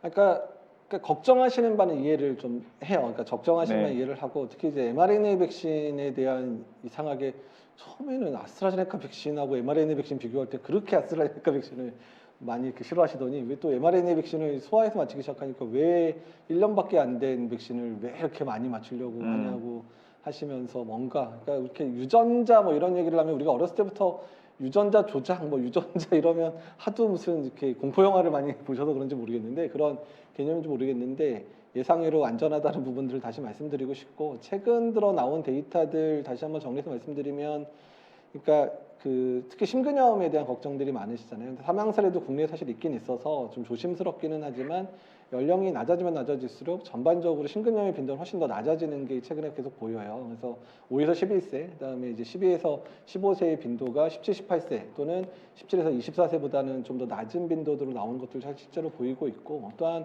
아까 잠깐 말씀드렸지만 다기관염증 증후군의 가장 큰 문제 중에 하나가 심근염이거든요. 근데 네. 다기관염증 증후군의 빈도하고 심근염의 빈도를 따져보면 다기관염증 증후군의 빈도가 백신 맞고, 그러니까 걸려서 다기관염증 증후군 생기는 빈도하고, 그 다음에 백신 맞고 심근염 생기는 빈도에서 걸려서 다기관염증 증후군에 의한 심근염의 빈도가 더 높다고 나와요. 외국 자료들을 보게 되면. 그래서 안전성과 관련된 데이터에 있어서, 그리고 백신을 맞았을 때 유익한 부분에 대해서는 지금 계속 갈수록 이제 전 세계 많은 국가들이 아이들에 접종을 하고 있기 때문에 데이터가 더 쌓이고 있거든요. 그래서 조금 더 안심하고 접종하시기를 권고를 하고 있고요. 혹시라도 정말 mRNA 백신 싫으면 지금 노바백스 백신 10에서 17세 임상 결과가 최근에 발표됐는데 꽤 괜찮다라고 나와서 미국이나 유럽에서 또 이제 긴급 승인이나 이런 부분들을 또 받을 것 같으니까. 네, 제가 그거 소개해드리려고 그랬습니다. 예, 그 예. 미국 노바백스가 12세부터 17세까지 청소년을 대상으로 한 실험에서 청소년 대상 임상 시험 결과 82%의 효능을 네. 검증했다.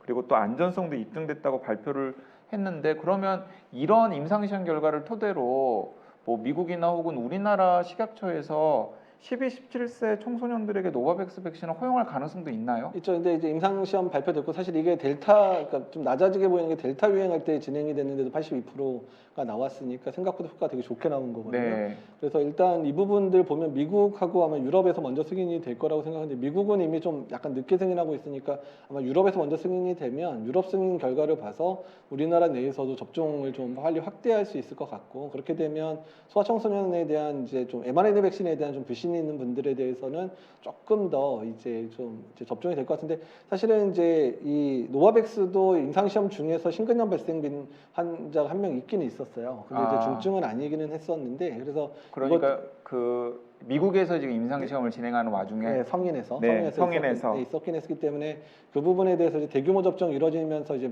감시랑 관찰을 하긴 할 텐데, 어쨌든 간에 일단은 이제 노바백스도 하나의 대안이 될 수도 있으니까 어쨌든 여러 부분 고민하면서 예방 접종에 대해서는 좀 긍정적으로 봐주시면 좋겠다 생각을 하고 있습니다. 교수님, 그런데 그 지금 보시는 시청자분들 중에서는 왜 노바백스가 그 아스트라제네카나 아니면 모더나 화이자와 비교했을 때 청소년들에 대해서 대안적인 백신이 될 수 있는지를 이유를 모르시는 분들도 있으실 것 같아요. 그러니까 사실은 소아청소년의 노바백스가 좀 더 안전하다 이런 얘기를 꺼내고 싶은 부분들은 아니고요. 사실 아스트라제네카는 아예 이제 성인에서 뭐 혈전증 이런 문제 나오다 보니까 소아에 대한 임상이 제대로 진행이 안 돼서 이제 아예 승인이 안 됐고, mRNA 백신들도 충분한 임상, 충분한 접종을 통해서 이제 매우 이제 뭐 접종 횟수에 비해서 발생하는 심근염 빈도나 여러 이상 반응 빈도가 그렇게 높지 않다는 부분들이 사실 나와서 뭐 권장을 일단 해드리는 부분인데, 하도 이제 mRNA 백신에 대해서 말이 많다 보니까 그래서 말씀드리는 게, 노바백스는 단백질 합성 백신이라 그래서 우리가 기존에 맞으셨던 HPV 백신, 뭘 자궁경부암 백신이라고 하는데 자궁경부암 백신 하면 안 되고 HPV 백신을 해야 되는데, HPV 그러니까 사람 인유두종 백신이라든지 또는 여러 가지 뭐 우리가 보통 일반적으로 많이 썼던 이제 그러니까 백신들의 플랫폼에 해당돼서 아주 클래식한 방법으로 만들어진 백신이기는 하거든요.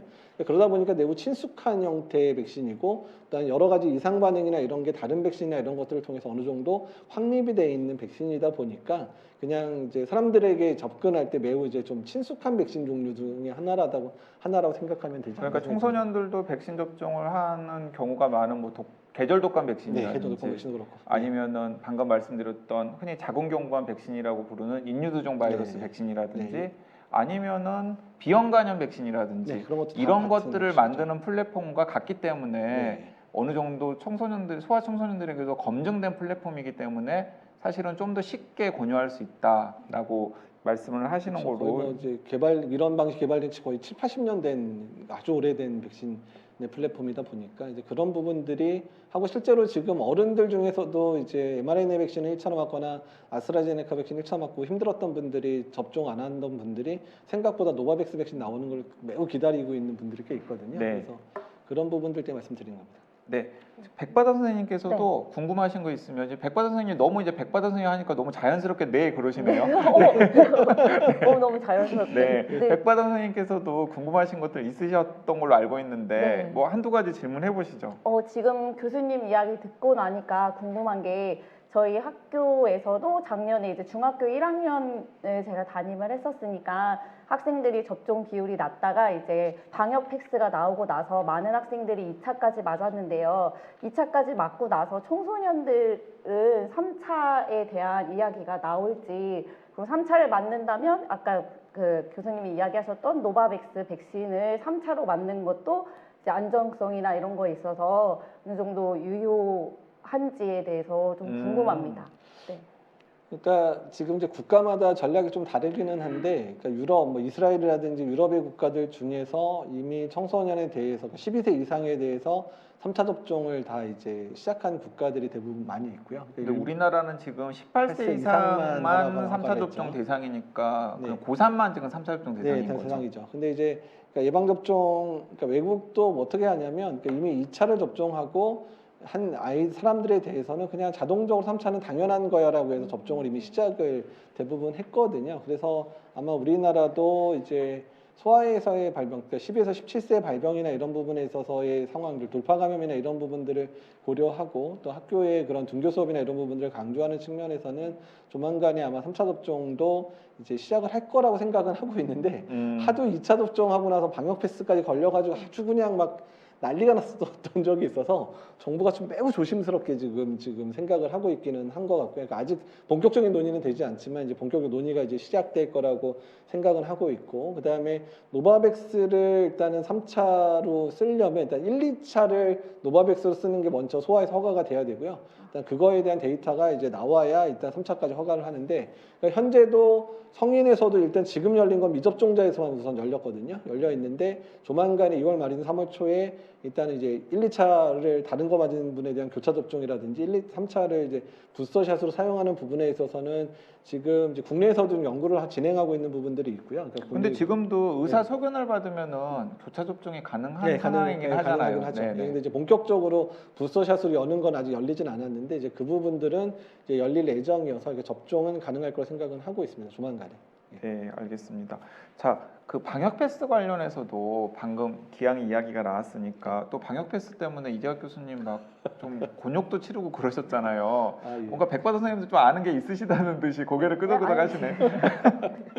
아, 예. 그러니까 방역 패스 찬반 토론도 하시고 뭐 악플도 많이 받으시고 굉장히 고생을 많이 하신 것으로 알고 있는데, 그 지금 정부는 방역 패스 정책을 좀 완화하려고 그냥 하는 분위기예요. 근데 이 교수님 입장에서는 좀 방역 패스를 계속 유지하는 게 필요하다라고 생각하십니까? 어떻습니까? 그러니까 이제 방역 패스의 본질적인 부분들이 많이 훼손이 됐죠. 그러니까 네. 지금 이제 특히 유행을 주도하고 있는 그룹들이 이제 소아청소년 그룹하고 그 다음에 20대, 30대 그룹들인데, 소아청소년은 아예 지금 뭐 본안 소송이 시작도 안 됐기 때문에 아예 그냥 하염없이 지금 이제 방역 패스를 적용 못한 상황이 길어지고 있는 상황이고, 게다가 방역 패스의 조건 중에 하나가 이제 백신을 맞은 사람이 통과되는 거지만 백신을 안 맞은 사람에 대해서 예전에 PCR 검사로 확인했는데 이제 신속항원 검사로 확인하다 보니까 이게 무증상인 사람한테 신속항원 검사는 거의 의미가 없거든요. 그러니까 그렇죠. 이제 그런 이제 검사 음성자라는 개념 자체도 흐물어졌는데, 저는 사실은 이제 방역 패스의 중요성에 대해 말씀드리는 부분들은 일종의 방역 패스 자체하고 그다음에 거리두기 단계 중에 사람의 인원 제한 있잖아요. 네. 인원 제한이랑 이게 두 개가 맞물리거든요. 그래서 백신을 접종하지 않은 사람들이 여러 사람하고 있는 부분들에 대한 그 다중이용 시설에 대한 부분들에 대해서 이제 거기를 가지 못하게 됨을 통해서, 또는 가더라도 다른 사람하고 여러 명이 같이 있지 않은 상황들이 되다 보면 이제 미접종자에 대한 예방 효과들이 충분해질 거라고 생각을 했는데, 문제는 유행이 너무 커져버리면 방역 패스도 별 큰 의미를 가지기가 힘들어지는 상황이 돼버려요. 너무 주변에 확진자들이 많아지는 상황이 되면 어디를 가나 이제 뭐 의심되는 사람들이 있고 집에서도 계속 이제 노출되는 상황이 되고 이런 상황들이 되다 보니까 쉽지가 않아서 사실 고민입니다. 그러니까 방역가 지금은 무슨 정책을 해도 별로 유행을 꺾는 데 도움이 안 되는 상황이 돼버린 것 자체가 가장 큰 고민. 그렇다고 해서 제가 거리두기 해서 뭐해라고 얘기해서 거리두기 그냥 그만합시다 얘기하기는 어려운 게, 지금 거리두기를 해서 그냥 지금 속도가 다른 국가보다 아주 만만하게 올라가고 있는 수준인데, 네. 정부 차원에서 거리두기를 거리두기를 이제 뭐 그만할 수도 있고 결단을 내리겠다고 해서 거리두기를 그만하는 걸 결단을 내려요. 거리두기를 강화하는 부분에 대해서 결단을 내려야 될 상황인데, 근데 어쨌든 그런 부분까지 고려하면 방역 패스하고 거리두기와는 매우 밀접한 영향을 끼치고 있기 때문에 일단 그 부분들을 방역 패스까지 포기하게 되면 거리두기도 아주 이제 그 타격을 받게 되는 상황이 될 거라서 걱정인 상황입니다.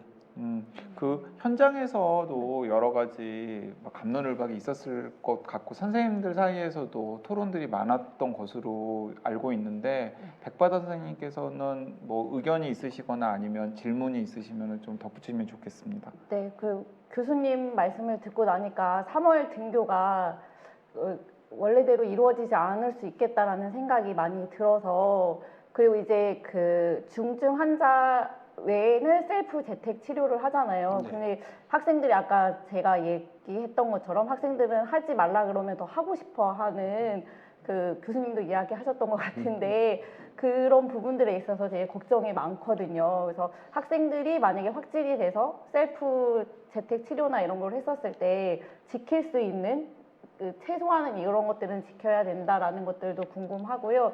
교수님이 이제 학생들이 원만한 3월 등교를 정말 원하고 있는 학부모와 선생님들의 입장에서 3월 등교를 위해서 저희가 조금 더 강화해야 되는 게 있다라면 어떤 방역 수칙들이 있을지 궁금합니다. 그러니까 제가 이제 방역 패스가 적용된 부분 때 제일 안타까운 부분들이, 그러니까 접종률을 이렇게, 그러니까 아무리 그러더라도 상당히 부담을 느끼셨던 것 같아요, 학부모님들이. 그래가지고 네. 접종률이 이렇게 쭉 올라가다가 방역 패스 딱 이러고 나서 접종률이 갑자기 주춤 이렇게 이제 그 대부분들이 상당히 안타깝거든요. 그러니까 저는 3월에 등교 수업 어떻든 지킬 수 있으면 지켜야 된다고 생각을 하는데, 지킬 수 있는 상황이 안 되는 거. 아까 전에 병원 상황 말씀드렸지만 병원에 이제 그 의료진들이 감염이 돼가지고 출근을 못하는 상황이 되면 그 똑같은 상황이 학교에서 선생님들이 돌파 감염이 돼가지고 한 학년에 선생님이 대여섯 명이 만약에 출근을 못 해버리면 그 학년 못 돌아가는 상황이 발생하거든요. 그렇죠. 예. 네. 그런 상황. 그다음에 학생들이 너무 이제 학원이나 뭐 이런 데서 확진되고 학교에서도 감염돼서 한 반에 한 10명 이렇게 확진돼 버리면 그 반 수업을 못 듣게 되죠. 근데 그런 반이 한두 반 정도만 있으면 학급 전체 이제 이제 그런 불평등성 문제 때문에 전체를 온라인 수업으로 돌릴 수밖에 없게 되는 상황이 벌어지게 되는 상황이기 때문에, 그러니까 그런 부분이 안타깝기 때문에, 그러니까 조금 솔직히 방역 패스 할 때 이거 좀 무리순대라고 생각은 했지만 그래도 강하게 밀자고 했던 게 접종률을 올리는데 아주 기여를 할 거라고 생각했는데, 지금 접종률이 고등학생들은 그래도 80% 거의 넘어가는 상황이라 어느 웬만큼 이제 그 방역 패스, 그러니까 이런 예방 접종한 거에 도움을 얻어서 아마 수업이 그래도 좀 원활하게 이루어질 거지만, 지금 특히 초등학생은 아예 못 맞았고 이제 방역 패스 떠나서 아직 연령 5에서 11세 허가가 안 됐기 때문에, 근데 중학생들이 지금 한 접종할 60% 정도밖에 안 되거든요.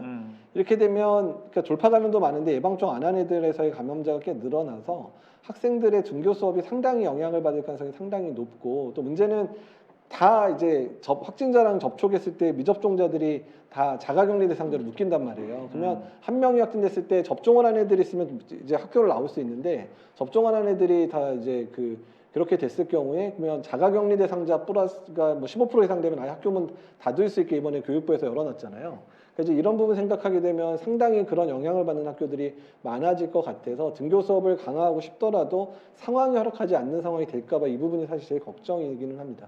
어쨌든 근데 지금 방법도 학생들이 아직 한 3주 남았으니까, 2주 남았나요? 2주 남았군요. 네. 2주 남았으니까 지금이라도 예방접종에 좀 동참을 좀 빨리 해주시는 게 3월 이후에 등교 수업에는 상당히 중요한 역할을 할 거라고 생각을 하고 있어요. 근데 결국에는 청소년 예방접종 말씀을 하시는 건데, 이제 저는 또 그 초등학생 자녀를 둔 부모 입장이다 보니까 아까 지금은 이제 자리에서 먼저 가신 정다희 선생님도 같은 질문 드렸을 것 같은데, 초등학교는 또 진짜 문제일 수도 있겠다라는 생각도 들어요. 그러니까 제일 걱정해요. 그러니까 초등학교가 그러니까 그나마 애들이 저는 1, 2학년 애들이 이렇게 마스크를 그렇게 잘 쓰고 있을지 예상은 못했는데 유치원 애들 그러니까 너무 마스크 아까 잘 쓰고 정다희 선생님이 자기들끼리 서로 감시한다고. 예, 그러니까. 네. 그러니까 오히려 중학생 애들은 이제 가끔 그냥 객기로 이제 사춘기 객기로 그냥 확 마스크 보고 나는 벗고 정확하게 알고 계시네요. 이런 그러니까 저 애들이 그러니까 그러는데 초등학생 애들은 자기가 너무 근데 사실 너무 좀 이제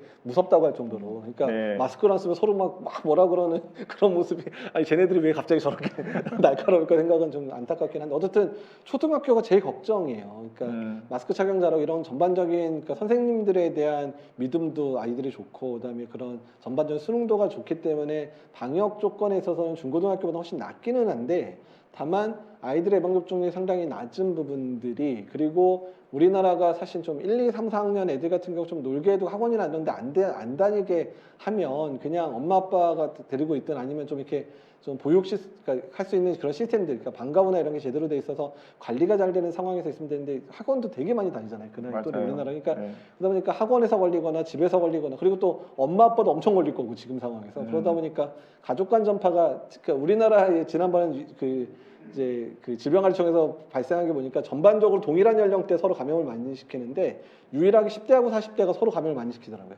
10대랑 40대. 10대가 예, 그러니까 엄마 아빠하고 애들하고 네. 서로 감염시키는 게 상당히 많이 나타나고 있어서 근데 10대들이 그래도 엄마 아빠랑 이렇게 대화를 하나 보네요. 뭐 집에 같이 집에서 집에 마스크 있으니까 쓰지 않으면 네. 밥을 안 먹을 수는 없으니까 집에서 그러니까 이제 그런 상황이어서 그래서 솔직히 초등학교가 제일 걱정이 돼서 그래서 제가 사실 교육부 자문할 때는 고등학교 어떻게 하고 중학교 어떻게 하고 초등학교 어떻게 하는 거를 좀 다르게 좀 안을 좀 드리기도 했었어요. 왜냐하면 상황이 다 다를 거라서 근데 일단은 그렇게는 안 하고 통일되게 했는데 어쨌든 좀 걱정이긴 합니다. 초등학교가. 네, 그러니까 초등학교가 사실 좀 걱정이 될 것 같긴 하고 그래서 유치원이나 초등학생들 같은 경우에는 일주일에 2번씩 자가진단 키트로 검사를 하고 등교하는 안을 지금 교육부에서 내놓았는데 그 실효성이 있을까에 대해서 전문가들조차도 좀 의아해하는 것 같아요. 그러니까 신속항원 검사를 활용하는 측면들은 두 가지인데요. 그러니까 일단 무증상 감염자한테 집단으로 그냥 계속해서 검사를 하는 거는 일종의 이제 여기가 유행 상황이 있는지 없는지를 확인하는 수준 정도로만 확인을 해요. 그러니까 심각한 유행 상황이 있는지를 있는지 확인하는 없는지만. 거죠. 왜냐하면 이미 네. 거기서 한두 명 확진되면 이미 여러 명이 확진되는 상황. 네. 그러니까 그래서 많이 썼던 데가 이제 요양원 요양병원에서 PCR 못 돌리는 중간에 신속항원 검사 돌려가지고 하는 상황이거든요. 근데 그냥 출석을 목적으로 해서 그냥 우리가 안전하게 등교하는 대안으로 이걸 하게 되면 문제가 뭐냐면 그냥 음성이라고 나왔죠. 근데 그 중에 확진자들이 섞여 있는 상황들이 되면 아무것도 예방할 수 있는 게 없다는 거예요. 그러니까 예방 효과를 가질 수가 없어요. 신속항원 그러니까 이제 검사를 초등학생들 하는 게. 같은 경우에는 위 음성률이 거의 한 20%, 30% 수준 정도 엄마가 나올 텐데. 찌르기도 힘들고요. 예. 찔러서 제대로 검사하기도 힘들고 그다음에 검사 정확도도 그다음에 이게 증상이 있으면 이미 PCR 해야 되는 상황이니까 그러니까 PCR라든지 뭐 신속항원 검사를 하면 증상이 있으면야 이거 이미 검사를 하고 학교를 가면 안 되는 상황인데 학교를 가는 거를 허락받으려고 검사를 하는 상황이 되면 이게 별로 이게 문제가 되거든요. 그러니까 그래서 만약에 이런 부분들을 이제 좀 제대로 할 거면 뭐 신속 PCR이라든지 PCR 같은 것들을 이제 이렇게 집단 그러니까 돌아가면서 한 번씩 그러니까 이번에는 뭐 1학년을 하고 뭐 2학년 이런 식으로 해서 이제 주기적으로 이제 반복하는 방식들이 더 나을 수도 있다라고 생각을 하는데 근데 그렇게 하기에는 이제 인건비라든지 비용이나 이런 문제 때문에 안 되잖아요. 근데 네. 그러니까 신속항원 검사를 애들한테 그냥 뿌려서 일주일에 2번씩 하게 하는 거는 사실은 그냥 돈만 쓰는 거지 아무 의미가 없다는 거 이미 서울에서 한번 보여줬잖아요. 서울에서 예전 델타 이전에 한번 맞아요. 신속항원 검사 뿌려가지고 했더니 1000몇 명 해가지고 20몇 명 뭐 10몇 명도 안 나온 그래서 비용 효과도 없는 상황들이 벌어져서 그러니까 이미 거기서 양성이 나올 상황이면 이미 그 학교는 꽤 많이 확진자가 나왔다라는 상황이 되니까 그래서 큰 의미가 없다라고 보고 오늘 사실 전문가들끼리 그 안 두고 다들 왜 이러지? 그러니까 기본적으로 그 교육당국이 궁여지책으로 내놓은 그 안에 대해서는 어쨌든 간에 전문가 선생님들조차도 좀 고개를 갸우뚱한다라는 말씀이신 거죠. 돈만 쓰는 그러면은 거예요. 뭔가 좀 새로운 방안이 나와야 되겠네요. 예, 그 그래서 부분에 대해서는. 그러니까 오히려 학교의 환경을 개선하는 데에다 그 돈을 더 쓰는 게 좋지 않을까 저는 훨씬 생각을 하거든요. 네. 환경 그 신속 항원 검사를 사줄 거를 대신해서 오히려 학교의 환기나 이런 부분들을 더 잘할 수 있는 조건들을 만들어 준다든지 오히려 그 일거로 아이들을 관리할 수 있는 인력들을 좀 더 뽑아가지고 아이들을 제대로 관리해 준다든지 그러니까 이런 부분이 더 낫지 않을까 같은 돈을 쓰더라도 그런 생각을 합니다. 네, 그 삐아기님께서 이재갑 교수님 오늘 화가 많이 나신 것 같다고. 아, 근데 저 같아도 화가 많아질 것 같다고 기운 내시라고 댓글 남기셨고요. 또 한 분 같은 경우는 이재갑 교수님 그런데 악플 받으면서 그렇게 언론에 나가가지고 싸우는 이유가 뭐냐고. 그러게요. 왜 부탁을 또 울지 마시고요. 또. 아니 울진 않아요. 그러니까 네. 남이 열받게 하는 것 때문에 울진 않아요. 제가 혼자 감동받아서 울기는 해도 그러니까 처음에는 그러니까 처음이든 마지막이든 그러니까 제가 무슨 생각을 하냐면 유행의 상황에 있어서 그 부분들을 제대로 짚어주고 제대로 경고할 수 있고 경고해서 그 부분을 통해서 상황이 나아지게 할 수 있는 도움이 된다면 제 할 일을 하겠다라는 거예요. 근데 다만 이제 그럼에도 불구하고 이게 어느 정도 코로나 상황이라는 게 시간이 지나다 보니까 이게 뭐 선거도 맞물리고 그러니까 정쟁화되고 뭐 그러면서 이렇게 편을 가르고 막 이런 상황들이 되더라고요. 그러니까 이제 그런 부분이 꾸준 저한테 막 공격이 들어오는 것 같긴 한데 그러니까 이제 본질을 계속 짚고 그 본질을 짚으면서 토론이 이루어지는 것이 아니라 뭔가 다른 꼼수나 다른 의도를 가지고 네. 막 공격을 하고 싸우고 그런 게 지금 너무나 화가 나시는 거죠. 그렇죠. 그러니까 이게 그냥 정말 어떤 정책이라든지 방향성에 대해서 논쟁을 하자 그러면 오히려 쉽게 논쟁을 하겠는데 네. 이게 정말 반대를 위한 반대들이 너무 많은 거예요. 그러니까 심지어 이제 백신 접종을 꺼려하시거나 백신 반대하시는 분들의 얘기조차도 매우 근거도 희박한데 그냥 사실 그 사람이 백신 반대를 하고 싶어서 반대한 게 아니라 그냥 정치적인 목적에 백신 반대하는 게 일종의 이제 뭐 일단은 뭐 지금 건의나 이런 정부에 대한 어떤 일종의 반박이 될 수 있다고 생각하실지 모르겠는데 이게 정치랑 묶이다 보니까 그러니까 그냥 공격하고 보는 이런 상황들이 되는 게 너무 안타깝다는 거죠. 네. 백과사 선생님 또 이재갑 교수님께 네, 저 이제 질문하실 거 한 있으세요? 2주 정도, 계약이 2주 정도 남았는데요.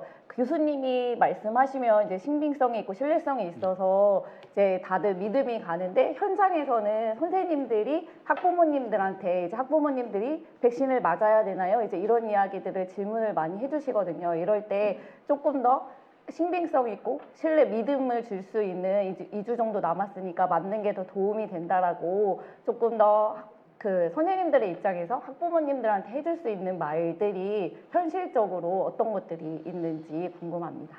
사실 제가 이제 언론에다가 제일 먼저 써먹은 게 저희 아이를 다 맞췄다, 네. 아이들이 스스로 맞았다라고 이제 아니 그 접종 안 했으면 어쩔 뻔했어요. 그러니까요. 분명히 나쁜 기자들이 막 쫓아다니고. 이렇게 뒷조사해가지고 보도하고 그랬을 텐데. 근데 이제 그 부분도 이제는 막 이렇게 안 되더라고요 이제는. 네. 니는 감염내과에 사는데 뭐 네 아들이 당연히 맞췄겠지 뭐 이런 식의 상황이 되니까. 그리고 이제 그 다음 이제 많이 말씀드렸던 게 데이터를 많이 보여드렸어요. 데이터 네. 우리나라 데이터 이제 외국 데이터 뭐 이런 것도 보여드리면서 실제로 이렇다. 그러니까 실제로 백신 접종이 훨씬 유익하다라는 부분들인데 근데 지금은 그냥 감성이 호소할 때가 많아요. 감성이.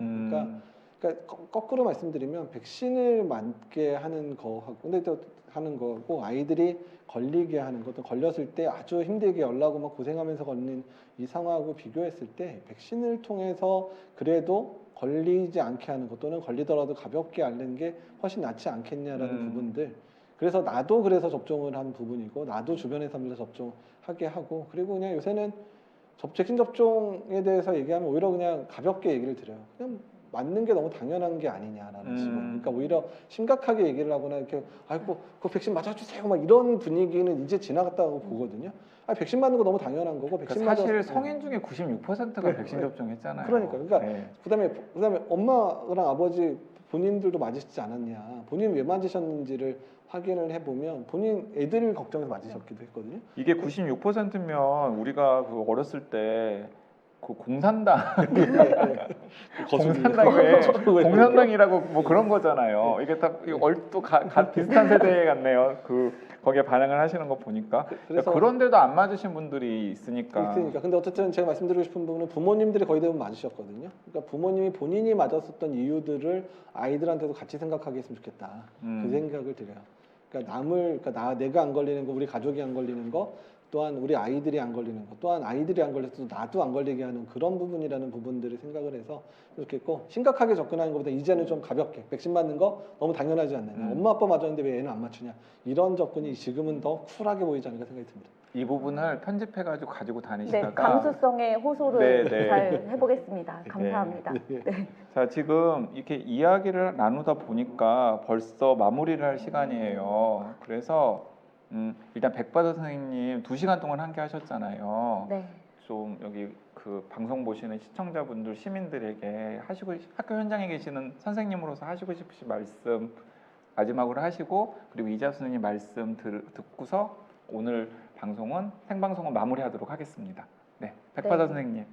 네, 제가 코로나19가 생기고 나서 학생들한테 가장 많이 한 말이 피할 수 없으면 즐겨라라는 이야기를 제일 많이 했거든요. 왜냐하면 그 시기, 그 학년이 다시 돌아오지 않는데 학생들이 저 코로나19 끝나면 공부 열심히 할 거예요. 이것만 끝나면 이거여서 저 지금 수업 못해요.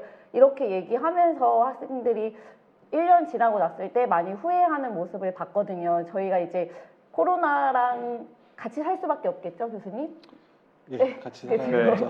네. 그래서 이제 코로나랑 같이 살아갈 수밖에 없는 상황이 됐으니까 이 상황 속에서 저희가 방역 지침을 지키고 나를 지키고 다른 사람들을 지키면서 그 안에서 충분히 즐기고 많은 추억을 남기고 같이 학생들과 더 좋은 현장에서도 더 많이 노력하고 하도록 하겠습니다.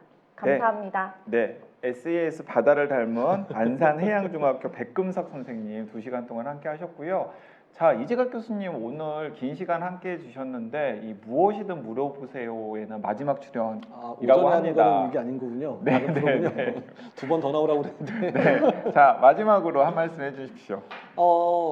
그냥 상황이, 그러니까 그 현장에서 느끼는 상황은 매우 지금 심각해요. 그러니까 네, 병원들의 많은 병원들이 지금 직원들 확진, 또 병동에서 확진 때문에 실제로 병원의 운영 자체가 상당히 좀 어려워지는 상황이 실제로 발생을 하고 있거든요. 그래서 그러니까 저희가 이제 고민할 필요가, 델타는 중증 환자에 대한 스트레스 테스트였다면 지금 오미크론은 경증, 중등증 환자에 대한 스트레스 테스트인데 이미 졌어요.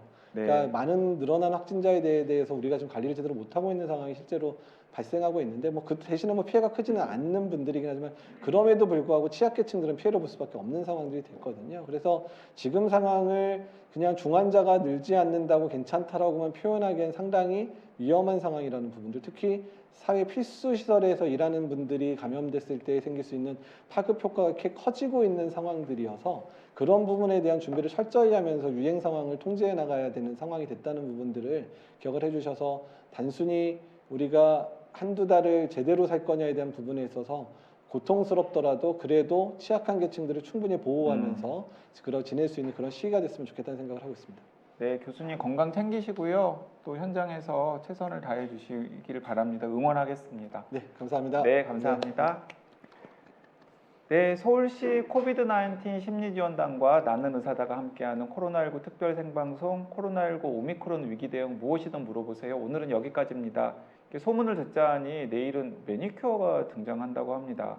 코로나 특집 방송의 대체 매니큐어가 왜 등장하는지 기대해 주십시오. 그럼 내일 저녁 7시에 뵙겠습니다. 편안한 밤 되세요. 감사합니다.